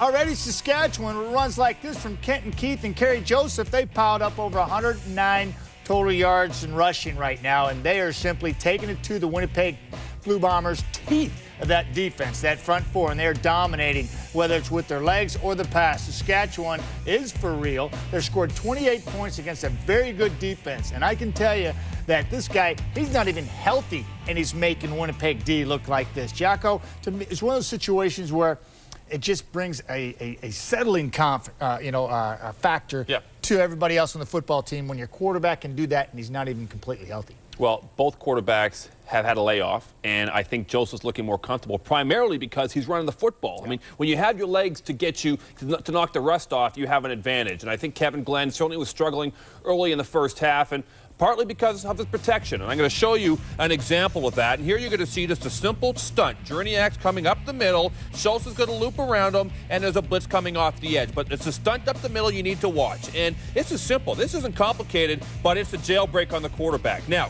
you converse that with what's happening over here when Winnipeg runs a similar stunt, and here comes Brown around the edge, and here comes the blitz off the edge. It's a very similar stunt. Watch how Saskatchewan picks it up and gives Joseph the time to complete the pass. When you're a quarterback and you're trying to knock the rust off and get yourself back into a rhythm, it's tough to do when you're on your back, Schultz. And guys, I really thought that Winnipeg was going to get back into this game because I saw the Milt Stegall touchdown and I went, here they come. Now they're going to get that rhythm. Milt Stegall produced some plays, and you can tell the emotion that he expresses after this touchdown that he wants to win this game. He is only 3 touchdowns away from the all-time record. And look, he sees that when they almost have the short kickoff in the recovery. Milt Stegall will play a better second half, but they got to score first because slowly but surely the physical side of the game is going to the Saskatchewan Roughriders. You win that physical, then the finesse will take care of itself. Physical for Saskatchewan. You were wondering in the pregame show whether or not Saskatchewan would be overconfident based on 2 wins against Hamilton, which is an easy touch right now. Yeah, you remember what I said. I listened to you. I watched the show. Yes, quite entertaining. I tell you what, they did a remarkable job of putting in perspective the Hamilton win, coming out and executing it. I don't know who this makes look good. Eric Tillman, Danny Barrett. I think the people in the locker room, Danny Barrett makes them look good. Well, I don't think you have to, put it on somebody's shoulders, or but I think give some credit. They're feeding. I think they're feeding off the fans, is what I think. And it's typical Labor Day. The team is feeding off their fans. You know what? That's a good point because Winnipeg has not played on the road in 37 days, and they got to walk into that environment to play on the road. Look what's back. Avalanche, dude. You still want that Avalanche? You are not eligible for Wendy's Kick for a Million, my friend. No. Am I, David? No. 1 million people have entered, over 1 million and counting. Look at all the prizes, including the $1 million one-time payment. Wendy's Kick for a Million. Log on to tsn.ca for your shot. Here's one of 2 touchdown passes thrown by Kerry Joseph. That one to Corey Grant, and it's 28-12. Here are the halftime numbers, brought to you by Coors Light, the Silver Bullets. Dave, there's two styles of football, the physical and the finesse. If you win the physical, eventually you win the finesse. Look at the rushing yards for the Saskatchewan Roughriders. 105 compared to 38 yards for these Bombers, but no turnovers for either team. We're having a well-played game, but the Riders are winning the physical battle. They are winning at home, have got a 16-point lead at the half, and the happiest guy in the stadium, well, there's lots of happy people. It would be a big contest right now, but certainly one of the happier guys is the new general manager, and Eric Tillman is with our Brian Williams at the sidelines. Hi, guys. Hi, David. Thank you very much. Eric Tillman, we've done this in a previous life together, haven't we? I think we have, Brian. All right, let's continue. You've got some problems here. You got the future of Danny Barrett, which looks to be secure if they continue playing like this. You've got the Travis Smith HIV trial coming up. We'll talk about that, some of the off-field problems. But I have learned, tell me if I'm right, and everyone talks about poor little Saskatchewan, this team is more than $600,000 over the salary cap. Is that right? Well, the numbers aren't final, but you've got pretty good sources. Certainly, the board has made a major commitment here to winning, and I think that Danny and Roy deserve a lot of credit for this team where it is, but clearly the board does as well. After being in Ottawa, it's shocking to see the numbers, the commitment to football. Look, this is a football-crazy province. They want to win. They want to win at the highest level, and certainly the resources have been here the last 2 or 3 years to achieve that. Now, you've got a problem to get under the cap. I hear also implementation of the cap could be delayed a year. Is that possible? I don't know. I mean, you may have better information on that than I do, Brian, but, you know, clearly it's going to be an issue for a number of clubs. Toronto spent an awful lot of money, and they're hosting the Grey Cup next year. You know, you want to keep player identity. That's really important. At the same time, you want to achieve a level playing field. So, look, I'm going to let the guys at the ownership level determine that. Right now, we want to enjoy the way our team's playing. There's a lot to feel good about. We'll let the salary cap and other issues take care of themselves. I'm sure there's people looking in tonight that are shocked that poor little Regina, which everyone thinks about, is so far over the cap with one of the highest payrolls in the CFL. Well, again, I think it goes back to the board, the fact that they're committed to having a winner here. You know, Roy sold doing it the right way. He came out of an organization, Calgary, that had had great success. You look around the league, and I'm not going to call people out, but certainly a lot of the big boys have spent money. These fans here deserve a winning football team, and I think the board stepped up in a big way. Ultimately, what you want, though, in this league, you want a level playing field where it's decided by the players, by the coaches, and by the general managers that do a good job. Let me ask you about a tough topic. Travis Smith has been alleged to have knowingly infected a woman with HIV. This will be a big trial here. It's scheduled for October. It could drag in other players. Is the off-field image of this team a problem in this province? I think it's a concern, and that's a very unfortunate situation. But I think that we also have a lot of good character people in the locker room, and I think Danny's a very effective leader, and I think what we can do is control what's on the field. We talked about at the opening press conference when I came in, talked about the commitment to character, doing it the right way. You know, I've been with Danny. He's a character guy. You know, we've made it very clear that we want to win here and we want to win with class, and that's going to be emphasized. Hey, the eyes aren't in the back of my head. I cannot change what happened in the past, but we can do something about the future. Is there one priority you have as we sit here on this Sunday? What's the first issue you have to deal with? Is there one big issue? I think I want to do everything that I can to help these coaches be successful. You know, there's been a lot made of Danny and his future. I want to see Danny be successful. So sit back, work with him, find out the ways that we can tweak and make it better. But hey, right now I got the best seat in the house. This football team's playing pretty good ball. You've had the best seat in the house with 2 networks for several years. Congratulations. And a lot of it was sitting next to you, pal. All right, thank you. David, let's get back to you at the studio. All right, guys, thank you very much. Third quarter is coming up. It's the Labor Day Classic, and Kenton Keith scored late in the second quarter to make it 28-12 for the boys in black. Welcome back to Mosaic Stadium in Regina. Chris Cuthbert along with Glenn Suter in the broadcast booth. 28-12 at the half, and it's something about Labor Day that seems to bring out the best in Saskatchewan's offense. They've had a couple of 55-point games on Labor Day, a 56-pointer, and as the guys talked about, it looked like, you know, you didn't want to judge the offense too much on the last 2 weeks against Hamilton, but Gary Joseph's kept the ball rolling in a big way. Both teams getting their starting quarterbacks back in the lineup for this game tonight, and I think Gary Joseph has the advantage simply because he is just living off the emotion from this crowd here in Taylor Field. And you mentioned it, Chris, that this game on the Labor Day weekend has got that playoff atmosphere, and the home team has a little bit more pep in their step. That Kenton Keith touchdown late, the 4th Saskatchewan touchdown, a big one. Now a short kick to start, and that ball did not go 10 yards. And this will put the Bombers in a real hole to start the second half. It didn't, because it looked like the ball had that spin on it like a golf ball in the green that sucked back, and Westwood pulled that away from the 10-yard stripe. It has to go 10 yards to counter. No Bomber can touch it. The Saskatchewan Roughriders can touch it, and I think it was Andy Fantus. It doesn't have to go 10 yards, but I think it was Andy Fantus down there on the sideline that almost got his hands on it, because if he picks that football up there, he can score with it. Goes out of bounds, and they'll be penalized. And so Saskatchewan takes over at the Winnipeg 40, their best starting position of the game. And right back to Kenton Keith. And he does some dancing down to the 31. Close to 10 on his first carry of the second half. First half for Saskatchewan, they got Kerry Joseph going, a couple TD passes. He started out with 2 rushing touchdowns, and a lot of credit has to go to the offensive line for Saskatchewan. That right side, Gene Mikowski, Andrew Green, they have been blowing up holes. And they got Kerry Joseph going early running, and then they protected him to throw the ball in the second quarter. 2nd and a yard. Keith off the right side. He's got the first and a lot more. Kicking it outside and stepping out at the 21. That's what we're talking about. That's what we're talking about. That right side again. They're going to get some help over there from Chris Zarka. There's Zarka there, but watch the right side of this offensive line open up a gaping hole.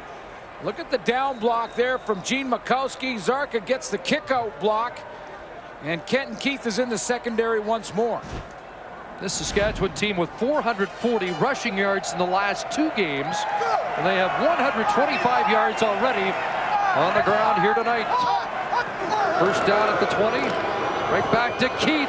Another big hole, and a cut back and dragged down at the 14-yard line by Tom Canada. And keep in mind, this is the #1 run defense in the Canadian Football League coming into this weekend with the top tackler in the CFL and Barron Simpson.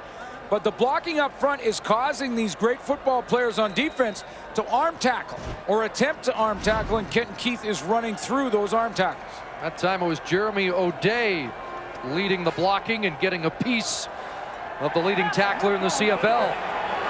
6 more for Kenton Keith. 2nd and 4.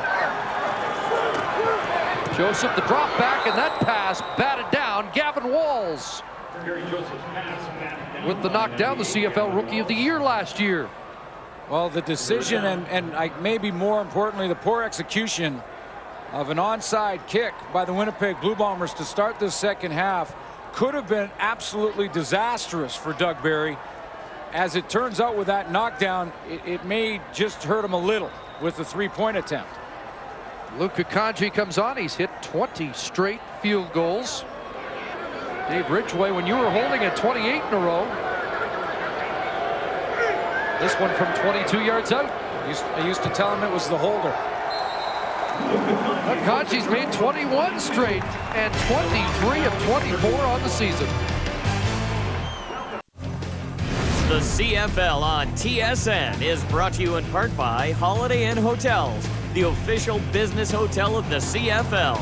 With free high-speed internet in every room, the office is just a click away. The Kanji field goal has given these fans more to cheer about. A 19-point lead, and the Bombers take over at their own 35-yard line. First possession, second half, and Milt Stiegel lunging ahead for a first down at the 45. Doug Barry in the first quarter had a field position advantage that he didn't take advantage of, because just 1 touchdown, 1 field goal, and he played a lot of the quarter in Saskatchewan's end of the field, but a couple of big kicks from Luka Kanji changed that. Try to gamble there in the second half on an onside kick that cost him 3 points. See if his offense can get going.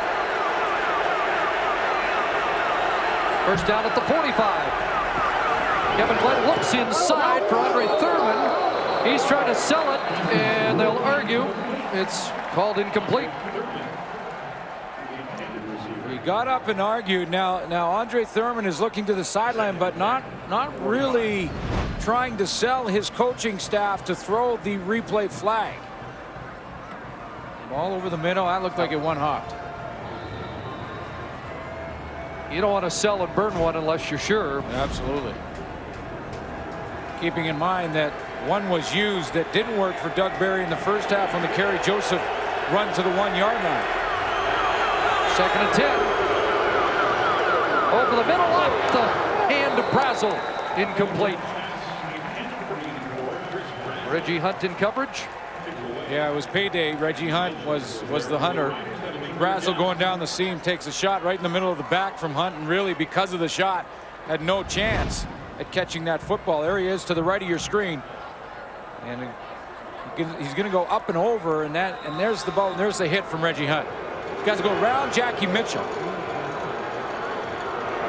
Reggie wanting to make some noise because little brother did that, or is it big brother? Younger brother, Aaron Hunt had a big game in Montreal on Friday.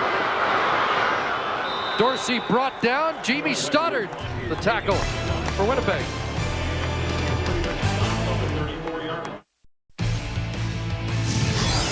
Closed captioning of the CFL on TSN is brought to you by Castrol. It's more than just oil, it's liquid engineering. Saskatchewan Roughriders won all 3 meetings against Winnipeg last year. The Blue Bombers swept the season series in 2004. Back to being East and West rivals again. And a 19-point lead for Saskatchewan, and Kenton Keith trying to get outside and hauled down by Barron Simpson as we join Ray Morrison. All right, Chris, I'm here with 15 members of the Kenton Keith family, including Dad Percy. After the 28-12 touchdown, you got this ball. What did you say to me? Oh, I said, well, me and Ken practiced his throw at his house today, and he didn't make it, but my man down there caught it for me, so we got it here. Actually, what Percy said was, I think I'm going to start crying. Okay, how far was the drive from Omaha to here? When did you leave, and what was it like? It was 935 miles. We left Friday night, and it took 16 hours. And this isn't your first trip to Regina, but probably this big of a caravan has never come up here before, I wouldn't think. This is the first time that all the family members have come along. Well, that's outstanding. There's 15 of them, including the grandparents. Maynard and Doris are sitting behind me. That's right there. That's Kenton's grandma and grandma right there. So this is quite a get-together that the Keith's family is having. He actually mentioned to me that they have big-time barbecues. You watch the games in the States, and then you have barbecues. The whole family gets together. Exactly. For every game. Yep. That's great. So they're seated big time here for Kenton Keith. They're seated live here tonight. Kenton's having a great game. He's back in Omaha watching it right now. So hi, y'all in Omaha. We'll be home soon. All right, there you go. Chris, back to you. Thank you, Ray. Thank you, Percy. And he's putting on a show. He has touched the ball 12 times so far for 117 yards, 70 rushing, and 47 receiving, including a touchdown. Kenton Keith likes to play against the Bombers. I mean, his last 2 games coming into this had 259 yards rushing, around 130 a game. And there's his numbers here tonight. So he likes to play against the Winnipeg Blue Bombers. Good game for the family to come up and watch. Wait for me, Jake. Wait for me. Kerry Joseph with the run that has come up just inches short of a first down. And the Riders offense staying out there to go after this 3rd and inches. Joseph plows across the 45 and has the first down. Kenton Keith likes to play on Labor Day, too. This was a year ago. He comes off that right side in this very game 1 year ago, and see ya. Wouldn't want to be you. And if you're scoring at home, that is the 3rd time we've heard that this year. 17 carries, 170 yards. Labor Day a year ago for Kenton Keith, the enigmatic one who again started very slow this year, but is he hitting stride? And there is a pass complete to the rookie, Andy Fantus, becoming a bigger part of this offense in the 5 5 receiver set. He really is. I mean, Andy Fantus, you know, early on, Danny Barrett really just didn't feel that he was ready to take the step into pro football. A little bit faster. You have to be a little bit more mental preparation and take care of that part of the game. And Andy Fantus started to learn quickly. I mean, he's back in now. He had 10 catches coming in, which was equal to Corey Grant. It's Kent and Keith family day here. It was the Fantus family day in Hamilton last week. Here's Keith straight ahead and running into Donovan Carter and Barron Simpson. Andy Fantus, the rookie, had to come up with 60 tickets last week. Asked him if he was a regular at the Labor Day games back in Hamilton, and he said in the last few years, no, because he played on this day, and the Western Mustangs are playing today in Ottawa with their new offensive line coach, Greg Marshall. Yeah, that makes sense. Be interesting to hear what he thinks about this atmosphere. Next year, by the way, Greg Marshall will be the coach of the Mustangs, and we encourage you to take in CIS action as their new season is kicked off this weekend. Looking one way, then the other, and a pass for Armstead incomplete. As Armstead and Omar Evans were locked up there on the far side. But you know, on that play, Kerry Joseph had enough time to look at every single receiver. They were all covered. He really didn't have an open receiver. Omar Evans did a nice job, but he looked at every one of them and went to the fourth choice because of the time, the O-line. And you heard Chris Schultz talk about it. Look at this. He looked left. No, nothing there. Okay, back over the right. And I'm going back to number 4. And he's not really covered, but I'll throw it anyway. Or he is covered, I should say. Kanji just got that away. Some pressure from Neil McKinley. The ball bouncing out in the end zone for a single point. And so it's a 32-12 Saskatchewan lead. The NFL regular season kicks off on TSN Thursday. The Miami Dolphins taking on the Super Bowl champion Pittsburgh Steelers. Coverage begins at 8 Eastern, 5 Pacific. Available TSN HD. Well, the Blue Bomber cheerleaders have not given up on their football team. No, it's just halfway through the third quarter. Yeah, they're giving her down there. After the single point, Bomber football at the 35. Charles Roberts flag down. Roberts down. Reggie Hunt tracked Roberts down from behind. Mike Abu-Meshrik is going to get called on holding on Fred Perry on the outside. The reason that Roberts got to the outside was because Abu-Meshrik put the clamps on Fred Perry. Holding. Winnipeg number 67. 10-yard penalty. Repeat first down. There they are, and Fred Perry's going to try to step outside right there. Abu-Meshrik grabs jersey, doesn't allow him outside. Not a big game by Charles Roberts anyway.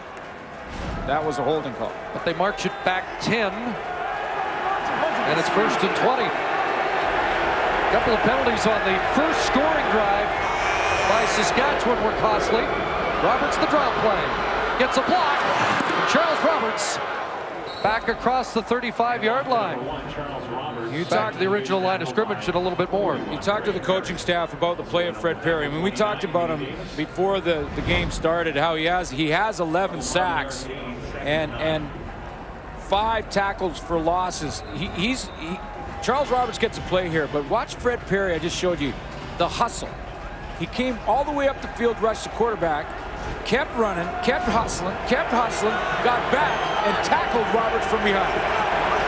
Good block by Val St. Germain to help Roberts get 11. And that pass for Milt Stiegel is caught, but he'll be short of the first down.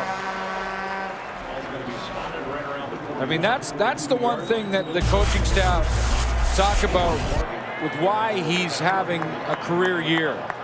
And with Eric Tillman, the new general manager here in Saskatchewan, likely one of the guys that Eric Tillman may lean to for some leadership as they make the transition, because it was Tillman who brought Fred Perry into the Canadian Football League back in Toronto. In his last 22 games, he has 22 sacks, and he's been red hot of late with 10 in his last 6 games. That ball bouncing in front of Dorsey and out of bounds near the Winnipeg bench. They'll mark it at the 33-yard line.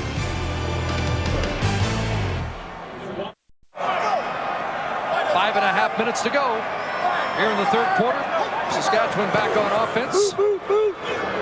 Play action, and Joseph going deep. He was looking for Corey Grant once again deep, and this time he overthrows the intended receiver. Well, this used to be your favorite game. Any favorite memory of Labor Day here? I do remember a game with a couple of interceptions. Rick House was one of the receivers, and it was a blowout on our side for Saskatchewan at that time, and he kept telling me this didn't have a good feeling when we arrived, and all the fans were so intense.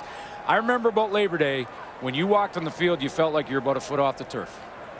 The only thing is, you had to get ready for the game the next week in Winnipeg, and that's advantage home side there too, isn't it? Yeah, and I think I can count the times we went over there on less than one hand.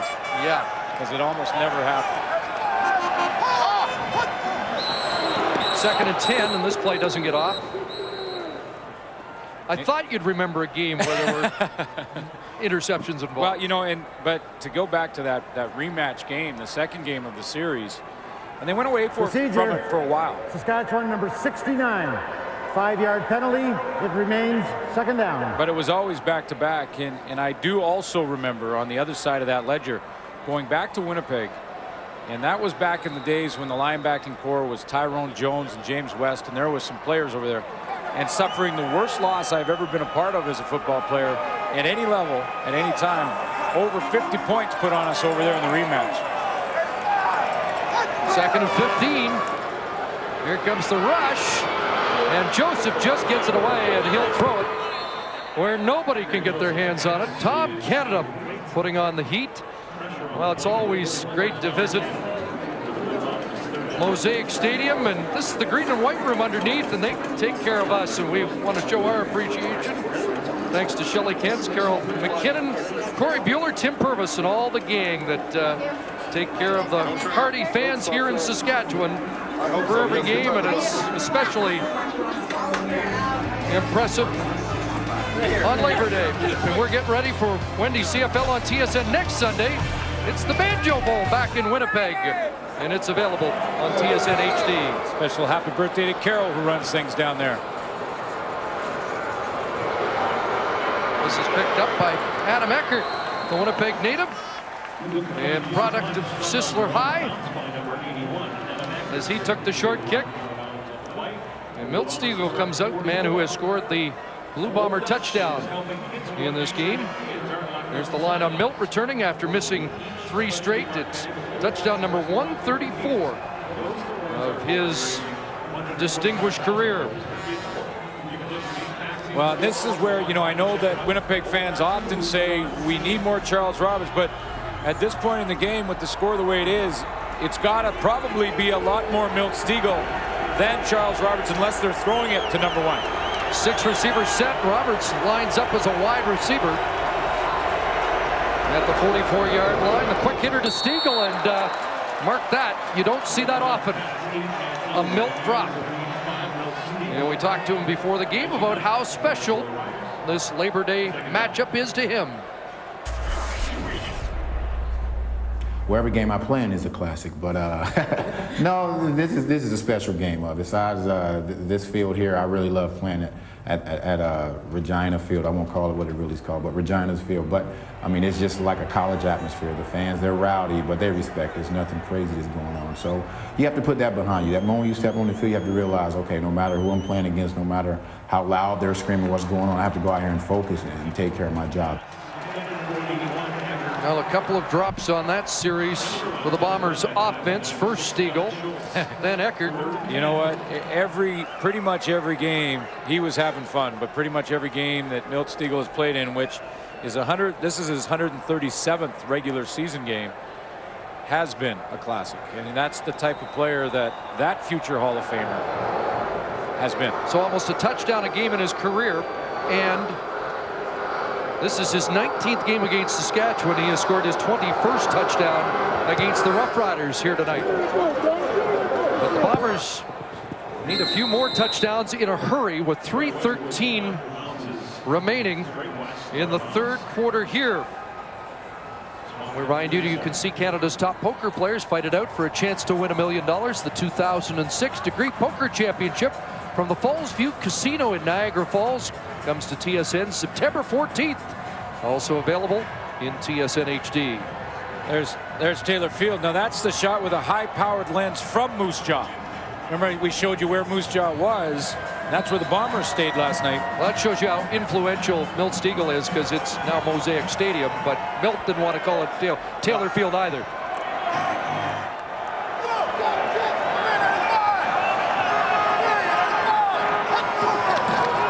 First down, back to work. Kent Keith, he is tripped up by Tom Canada, who keeps making plays for the Bombers on defense.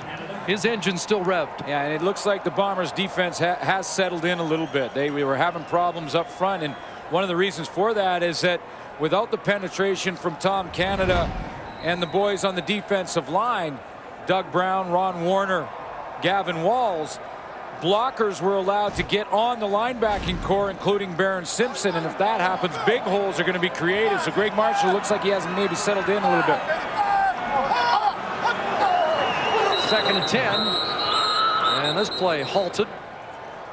And that's the key, and one of the things and one of the reasons Saskatchewan is got that double threat and is being successful tonight is because Greg Marshall has to deal with Kerry Joseph as a running quarterback. So what he's going to tell his defensive line, Saskatchewan number 60, is that the defensive line now has to, it remains 2nd down, come off the ball with a control type of pass rush. They can't come off too physical. They can't come off too hard because they've got to contain and control Kerry Joseph. The problem with that, if they don't come off hard, an offensive lineman can scrape past them and get to the linebacking core. And if you get a guy on your middle linebacker, you're going to open up some holes for the running back. Gene Mikowski called for procedure, so it's 2nd and 15. Screen to Keith. Mikowski out there blocking. And Keith pounced off contact. And up at the 38-yard line, Ron Warner got a shot in on Kenton Keith, and it'll be 3rd down. Ron Warner hit Kenton Keith so hard he knocked him out of his own arms.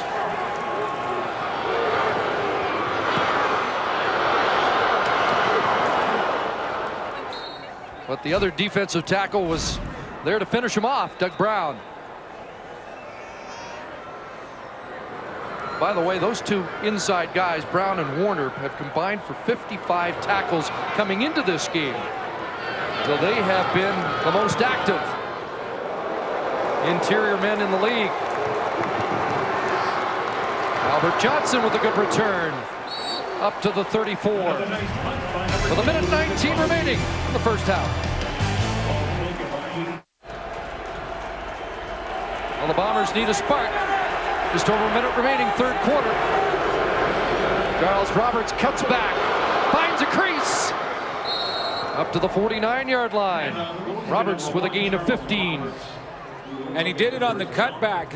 The play to the play side wasn't there for Charles Roberts, so he has to go back against the grain. There he is here, and he's going to head this way, but then when that shuts down, he goes back against the flow of traffic to pick it up on his own. You can see it's shut down at the play side, so he goes back door. 5 100-yard games on the season for Charles Roberts. 9 carries and 71 tonight so far. You like the average, but tough to dine out on Charles Roberts when you're down by 20. Yeah, that's the problem that Winnipeg faces right now, is that, yeah, you still want to keep Roberts involved, because if you ever play action to him, you have to have the defense respect that. The problem with it, every running play takes a little more time off the clock than a passing play does. And the enemy right now is not just Saskatchewan for Winnipeg, it's also that clock. Tristan Clovis has been shaken up on the play. The safety was involved in the last tackle. A reminder, you can vote for the player of the game in the fourth quarter using your Rogers phone. A couple of considerations. Kerry Joseph, 2 rushing touchdowns. Real nice touchdown pass to Corey Grant. Milt Stegall has another touchdown added to his total. Winnipeg can come back. I'm sure he'll be a big factor. Send to Go CFL. Rogers brings you the latest MP3 phones. But right now, I think Mr. Joseph has a healthy lead, unless you like what Kenton Keith's got. Yeah, that's the other guy I was going to mention, Kenton Keith. And, you know, I know they'll never get it, but those guys up front for Saskatchewan, and in particular, Gene Mikowski, I think has had an outstanding night. I mean, that right side of the offensive line has opened up huge holes. And without Andrew Green, Rob Lazio's gone in there. He's moved in, yeah. They haven't missed a beat. So Clovis to the sidelines, and Donnie Ruiz, who spent some time with the Blue Bombers, is in at safety for Saskatchewan. Under a half minute to go, third quarter. They do go back to Charles Roberts. And Roberts belted at the 54. Close to 5 more. Time keeps running on plays like that, though, and now it's a tough situation for Doug Barry. He wants to keep Charles Roberts involved. That's his star player, but he's going to have to start to go to hurry up offense, call the plays on the line, and he's going to have to start to get yardage in chunks. Now he still has a full quarter to play, but at what point does that hurry up offense have to become a factor? Second down, and that was picked off. David Bush with the interception on the final play of the third quarter. Roughriders with the lead, and they've got the football back.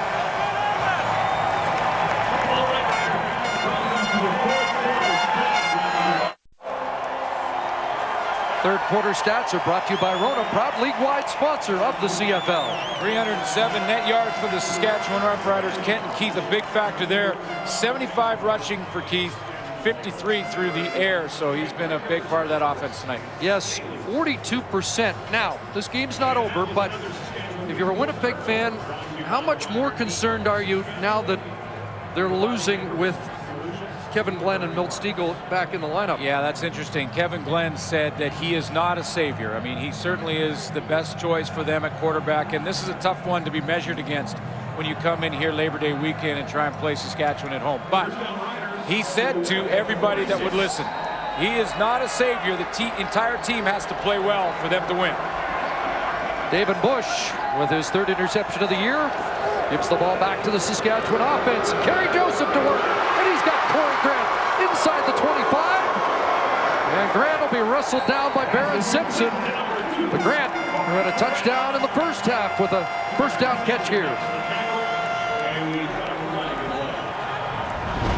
The influence of a strong running game pulls the linebackers up. Look at Barron Simpson. You're going to see Ike Charlton to the outside as well. Look how close they are to the line of scrimmage. If they're that close to the line of scrimmage, Barron Simpson and Ike Charlton, they can't get in the back and drop into those zone coverages. And this is all set up, a big first down for the Riders by David Bush's interception on Kevin Glenn to end the third quarter.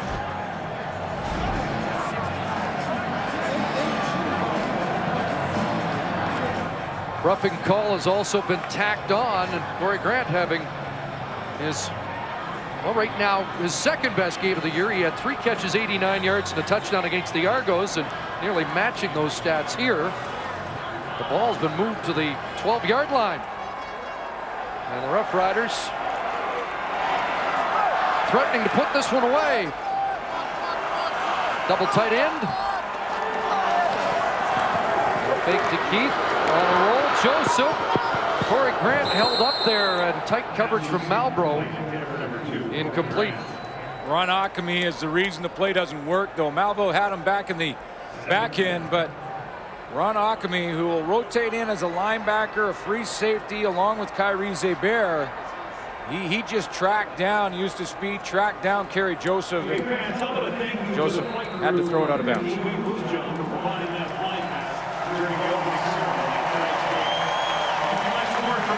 It'll be 2nd and 10. And look at that first down production on the night. And when they get into scoring range, they've been highly efficient. There's a punt. And time to throw into the end zone, and a flag is tossed. No one in the corner where Gary Joseph threw it. Looked like Matt Dominguez was being held up trying to get there. And Armstead down in the end zone, and maybe that's the source of the flag. Looked like it might have been illegal contact on Donovan Carter, who tried to get his hands on Jason Armstead. He came from the backside of the formation. He had a rough play, Armstead did, because he comes from the backside of the formation. Here he is here. He almost runs into that official. On a receiver. Winnipeg number 20. Penalty is half the distance to the goal line. And first down. See, he almost runs into the official, then cuts across the middle, and you can see right there in your screen, that's where Donovan Carter just clotheslines Jason Armstead. He goes down, illegal contact, even if the ball's not thrown to him. Yeah, Gary Joseph saw the flag and just tossed it away. He's got what he needs. A first down at the 6, first and goal. Donovan Carter in the top 10 in tackles this year.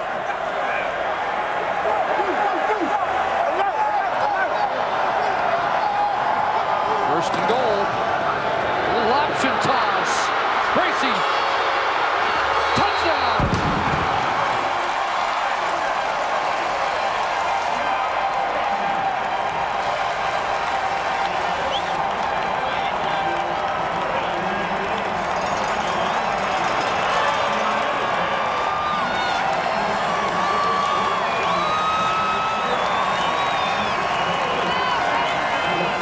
Bracey's got his second touchdown of the season as the Saskatchewan Roughriders fatten their lead. The wrinkle out of the crossbuck. Here's the end of the play for Bracey, who dives to cross the plane of the goal line, but it looked like clearly that ball was well over the white stripes. Kanji puts in the extra point, and the Roughriders enjoying another big Labor Day weekend.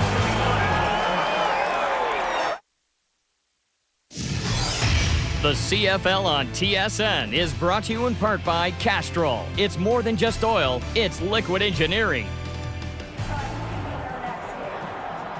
Shermar Bracey adding another Saskatchewan touchdown, expanding the lead to 39-12.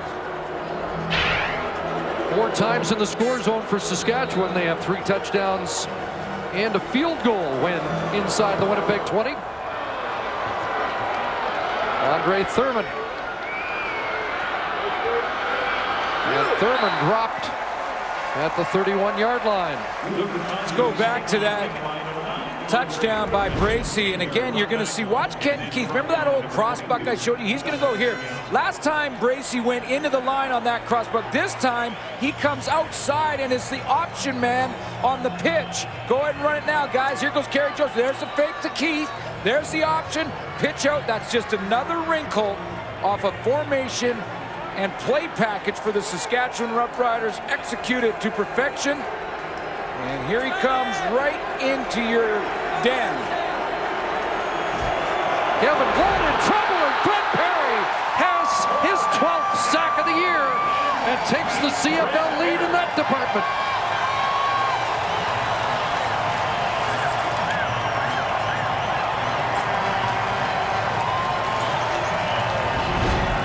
Here he is right here, Fred Perry. And the Winnipeg Blue Bombers continue to go down and try and pick him up from the backside. That time was Aaron Fiacconi who tried to slide out and get him. And, you know, there's not many offensive linemen that are quick enough to get to Fred Perry in that kind of situation. Fiacconi in for the injured Matt Sheridan. It's a loss of 9, 2nd and 19. From the 22, a crosser to Quentin McCord, and McCord has a first down before he sent cartwheeling up at the 44. Good all-around football player. Quentin McCord is starting to really impress. You know, this is a guy who doesn't really matter what the score is to him. He's playing hard every time. He takes a hit at the end, going full speed. Gets the corner coming around the outside. And there he goes, up over the top. Rontarius Robinson with the acrobatic tackle. 22-yard pickup for McCord. First down at the 44. Here comes the rush. gets it away, and Thurman with the catch. David Bush, who has his 3rd interception in this game with the coverage to limit the gain, suits the last 6 possessions since Winnipeg scored their touchdown, 5 punts, and the interception thrown on the last series for Kevin Glenn. And remember, and they started the second half with an onside field goal attempt that backfired on them, so they didn't get any momentum to start this second half because of it. And it's been punt, punt, punt, interception since. 5 for Thurman, 2nd and 5. More pressure, down goes Kevin Glenn. And this time, it's Kitwana Jones. Kitwana Jones gets the sack. Great pressure off both edges. Kitwana Jones going to come off one edge, and Fred Perry just devours the other side. He's going to go against Mike Abelmetrick and Charles Roberts. There's Kitwana Jones. He gets the sack. Watch Fred Perry as well on the opposite side. He comes off the edge, and look at this.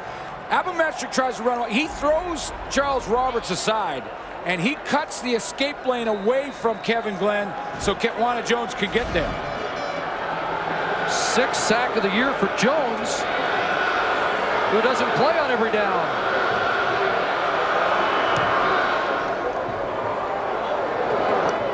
Dorsey fields it inside his 20. Now kicks it outside. Kyrie Seabear is there and sends him tumbling out of bounds, and that'll draw more flags and a heated exchange on the sideline. There's the new CFL sack leader, Fred Perry, and for every sack in tonight's game, Purolator donates the quarterback's weight in food to a local food bank. Purolator, where business is going, in Saskatchewan with 3 sacks, went right to the top tonight. Yeah, we talk about Brent Johnson being a possibility in BC as a outstanding defensive player in the league this year, and maybe Baron Miles there too, but Fred Perry certainly will deserve some consideration because, you know, he's going to see a lot of double teams. Look at Fred Perry, what he does here. If he keeps playing the way he is this year, he's going to see a lot of this, and he ran right through. Look how he just tosses Charles Roberts aside. I mean, Charles Roberts is not a big guy, but he's a pretty good blocker, and he's tough. His wingman there, Kitwana Jones, gets the sack, but Fred Perry devastating on the outside. And there's a guy that could be a front runner for defensive player of the year. So 23 sacks in the last 23 games, and you're right, lineman of the week twice this year. Yeah. Defensive player for the month of August. Him and Brent Johnson on a collision course maybe in that category, unless Baron Miles, the safety in BC, is your pick, and he might be. Got a lot of football to be played yet, but he's among the leaders. Ibton Kara was shaken up on the last play, and there were flags on either side, and an illegal Saskatchewan block, and Hebert with the roughing call. So the Riders have it at their own 30. Ken Keith trying to add to his totals, but Baron Simpson is there to stop him in his tracks. Another flag down. A pretty tough night for the linebacking corps for the Bombers. Not because they're missing a lot of tackles, but because they're having to get to the tackle through an offensive lineman. Saskatchewan number 69. That penalty is declined. 2nd down. Big Fred Childress is called on the holding, but you know, Ike Charlton is learning the position one to play linebacker, but he's a corner. He's a natural corner, and he's only 211. Baron Simpson 228, tackle leader in the CFL coming in, but he's had to fight through a guard or a tackle to get to the running back tonight. And then Donovan Carter converted DB on the other side. So it's been a tough night for that corps. All 3 in the top 10, 140 tackles between the 3 of them. 2nd and 10, and Gary Joseph called his timeout. Timeout, Saskatchewan.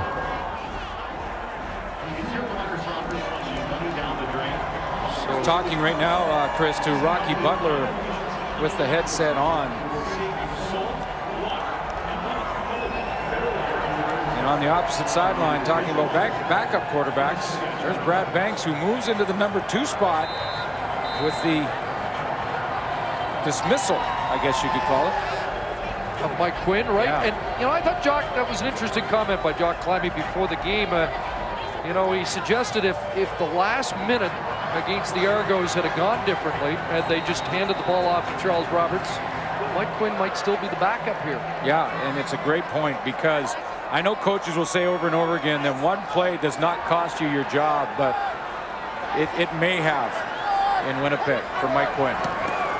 2nd and 10 after the timeout, and that pass is caught. Or is it Armstead? And there's another penalty marker on the field. But again, you know, and Doug Barry is the new head coach in the CFL, and the players make mistakes on the field, and coaches make mistakes as well. And I think, you know, you look back at that game. Illegal contact on a receiver. Winnipeg number 27. That penalty is declined. First down. Back on that game against Toronto, a game that Winnipeg could have won, in a position to win, and to make the decision to call a play for a young, inexperienced quarterback in Mike Quinn, not in age, but in experience, to put it in his hands. You know, he's got to take part of the responsibility there. The illegal contact penalty declined, so Armstead has his first catch of the night. Option. And here's the option, and Kerry Joseph carries it himself, and a feet-first slide across the 50.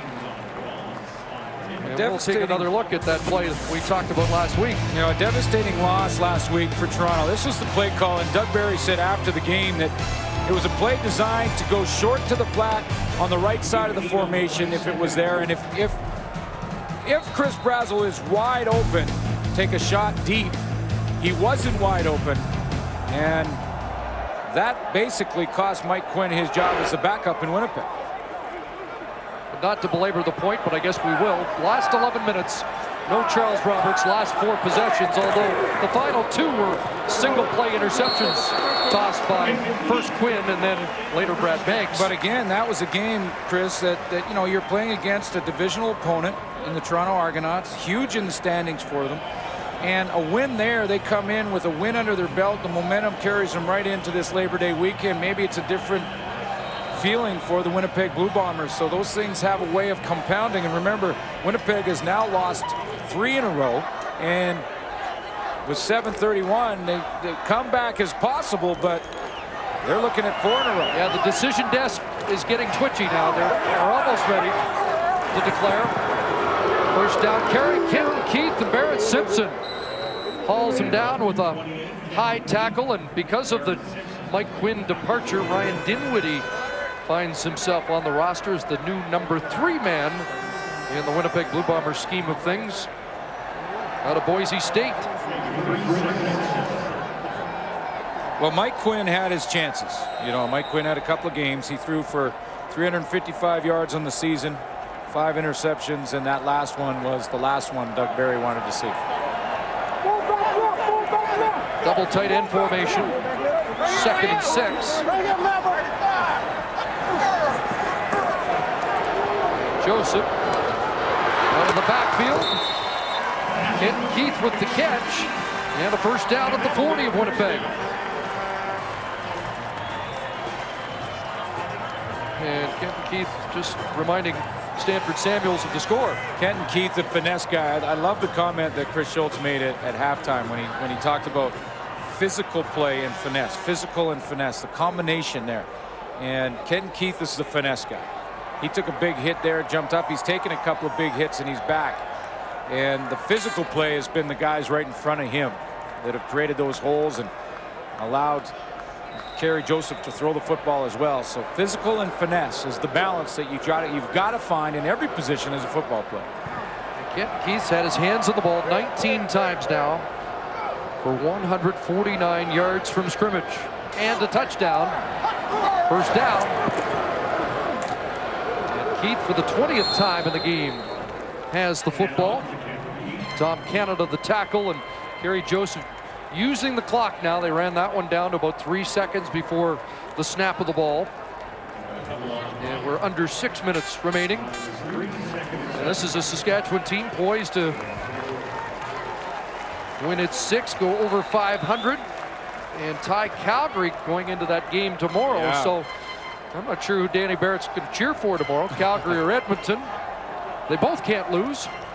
Quite a raise. Calgary at 6-4. Lions improved to 8-3 with their Friday night win. 8th play of this drive, and Kerry Joseph.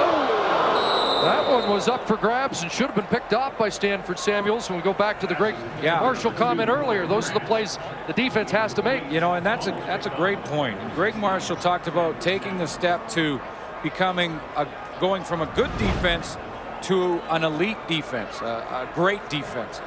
And in some cases, this would be a minus if you're getting graded as a defensive back. Stanford Samuels would get a minus for that play. It was incomplete, but the opportunity was there for maybe a spark, maybe a big return, and a chance for some kind of miraculous comeback. Here's Luka Kanji trying for his 22nd consecutive field goal. The rookie out of Simon Fraser. And he misses, so the streak is over. And Albert Johnson, is he going to run it out? That play will not be a popular one as he brings it out to the 4.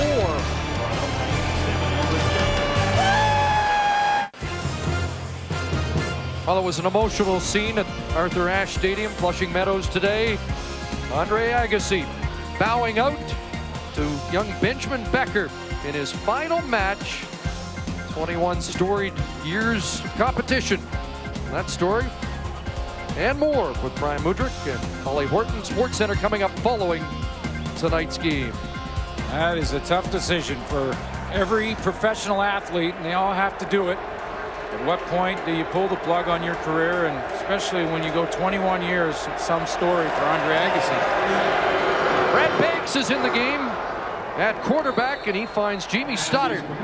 A completion up across the 15-yard line. So Kevin Glenn, who missed 3 with the bad knee, is out of this game, and he'll have to regroup for next week's start against the same Saskatchewan Roughrider team. Yeah, and more than Kevin Glenn improving, and I didn't think that Kevin Glenn was spectacular tonight, but he wasn't bad either. The one thing that the Winnipeg Blue Bombers have to improve on for next week.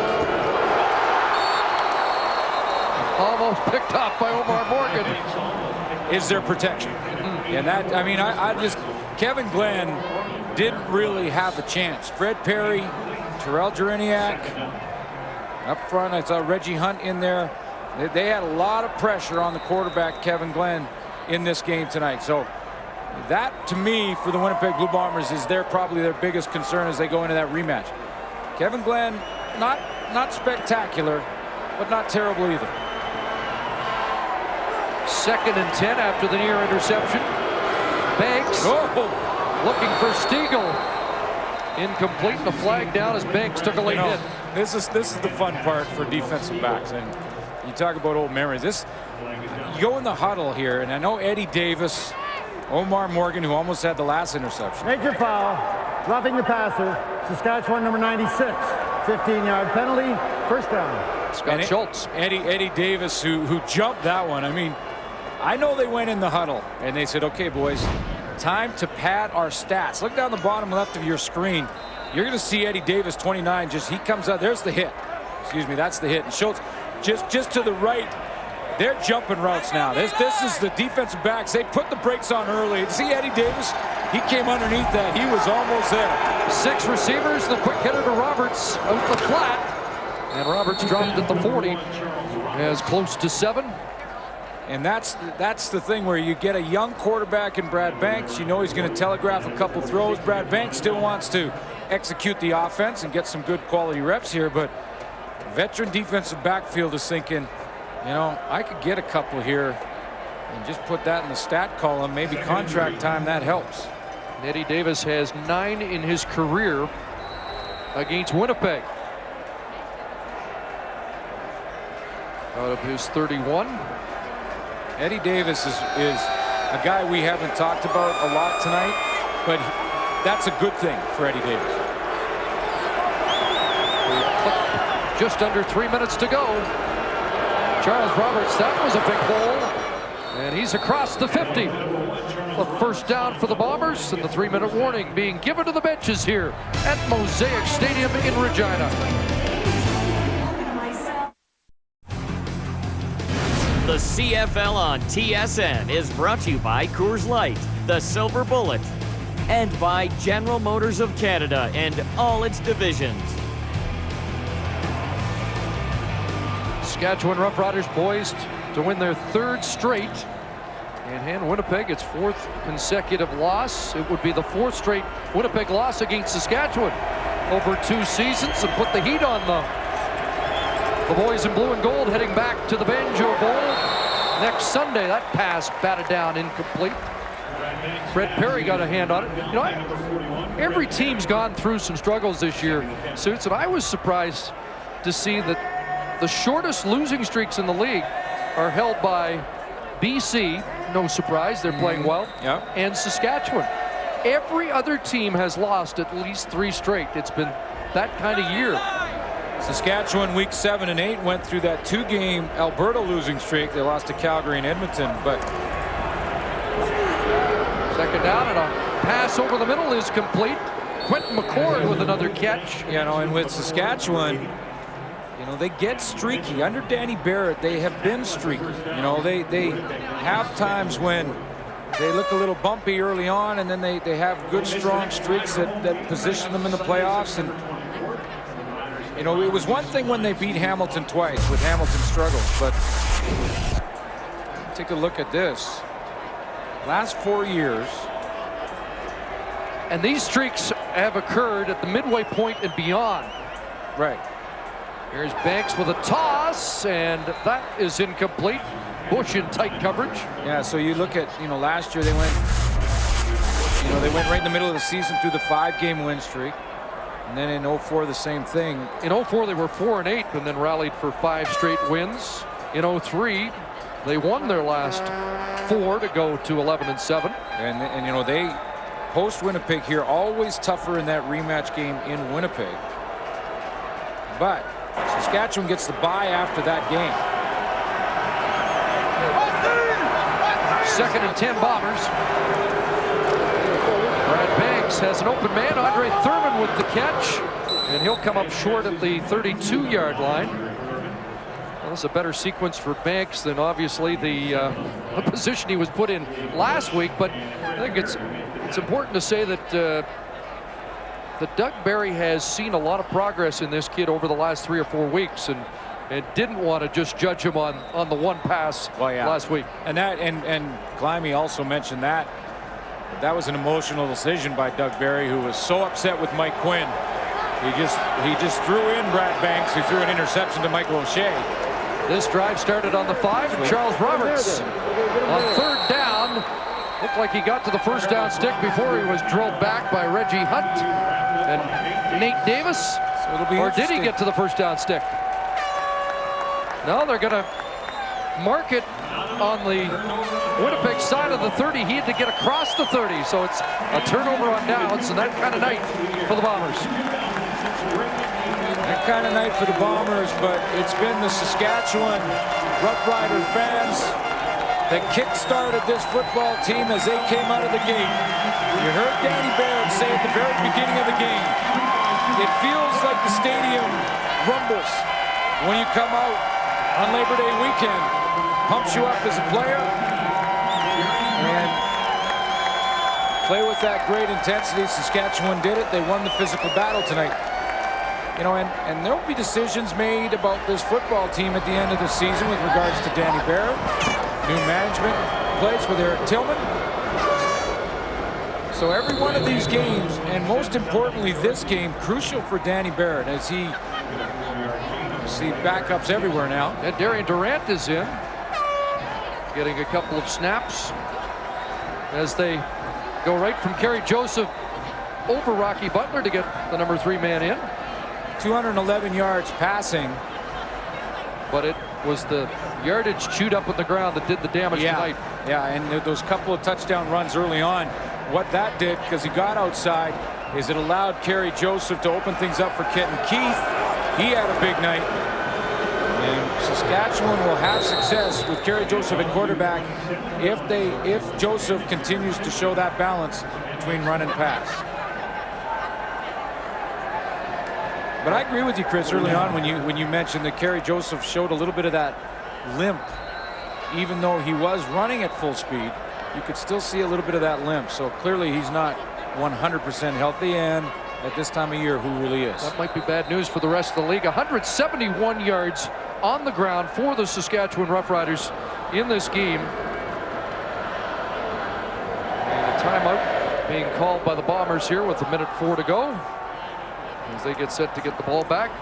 This has been the best running team in the league for 3 years now, the Saskatchewan Roughriders, and they were second coming into Calgary on the ground. But their totals in recent weeks, 440 yards in the 2 wins over Hamilton, and now 171 up against a very stout rush defense in Winnipeg. So the Riders are hitting on all cylinders, and there's a bump on the punter, which draws a flag. That was Robert Bean. Robert Bean in on the special teams, and he ran, but it looked like he was pushed, partly pushed into Luka Kanji. It's going to put the Saskatchewan offense back on the field. Bean's going to argue the call. Right there. Now did he get pushed? And you can't review a penalty. There's a little push. Yep. Hughes yeah, directing him into the punter.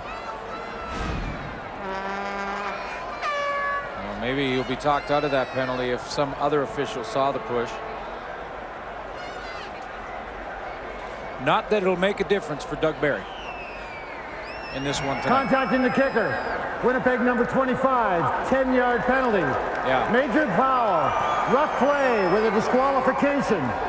Winnipeg number 4, 25-yard penalty. First down.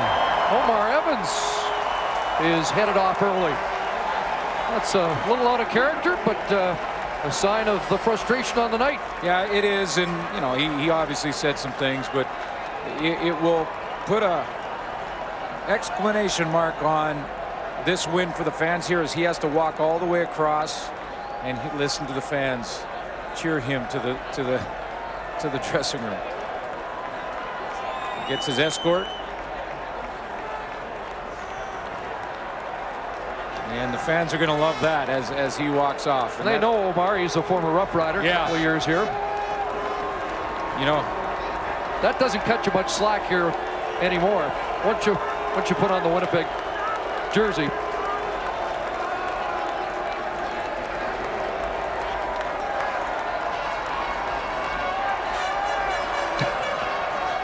I got a consoling word from Matt Dominguez anyway. So 54 seconds remaining here. The Saskatchewan Roughriders en route to their 3rd straight win and a 6-5 record. And Doug Barry, who saw his team at 5-2 before he lost his starting quarterback and his star receiver, got them back tonight. But the momentum of this season hasn't changed with a visit against the old rivals from Saskatchewan. There's Dorsey. Well, running into Gavin Walls. You know, in Winnipeg, they play the rematch against Saskatchewan. Then the Winnipeg Blue Bombers have to travel to Calgary to play that game, and then they have to go to Montreal. You know, it's. You know, their season reminds me, and I don't want to be too negative, but it reminds me of Ottawa last year. They were the story early in the season. Yeah. And then Ottawa went to Winnipeg and lost a game that people didn't expect them to lose. Couldn't win after that. And the loss that has turned Winnipeg's season around was against Hamilton. And that made him 5-3, and things have been tough ever since. So they've got their work to be done, but you think with that defense, a losing streak shouldn't last long. We'll review some of the moments of this Labor Day Classic. Well, the Snowbirds kicked it off for us. Thank you to them. And Kent and Keith got things going in the first half for Saskatchewan. Fred Perry dominant one more time. And that was the pressure I talked about earlier on Kevin Glenn all night long. And while he didn't play spectacular tonight, protection issues more of a problem for Winnipeg than Kevin Glenn. Gary Joseph scored a couple of couple of touchdown passes, 152 yards of offense for Kenton Keith and a touchdown, and Doug Barry and the Bombers have to go back to the drawing board. Running the clock down, 10 seconds left. And you just saw a shot there, Chris, of Albert Johnson, who came off a great game against Toronto. Over 200 yards and special team return yards. And, you know, give credit where credit is due. The special teams unit for Saskatchewan has contained Albert Johnson. I thought he was about ready to just take off, as they say. Yeah, it was, but it was a three-phase win for Saskatchewan. That's right. That's right. All three phases. Bombers with just 3 touchdowns in their last 16 quarters. And we've got 5 seconds to burn. Violation, Saskatchewan number 10. That is a 10-yard penalty. It remains 3rd down. Reset the game clock to 5 seconds. I know that's official, but probably didn't have to be called. Time to play the final play of this game.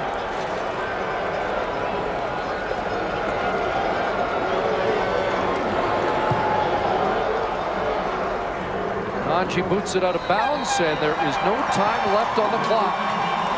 The Saskatchewan Roughriders swept last year's season series, and they win the first meeting this year. And they win it in convincing style. 39-12 is the final. Roughriders have won 3 in a row. It's the 4th straight Bomber loss. The CFL on TSN is brought to you by Wendy's, the official hamburger of the CFL. Do Wendy's, do what tastes right. By Rona, proud league-wide sponsor of the CFL. And by Rogers Wireless. Rogers brings you the latest MP3 phones.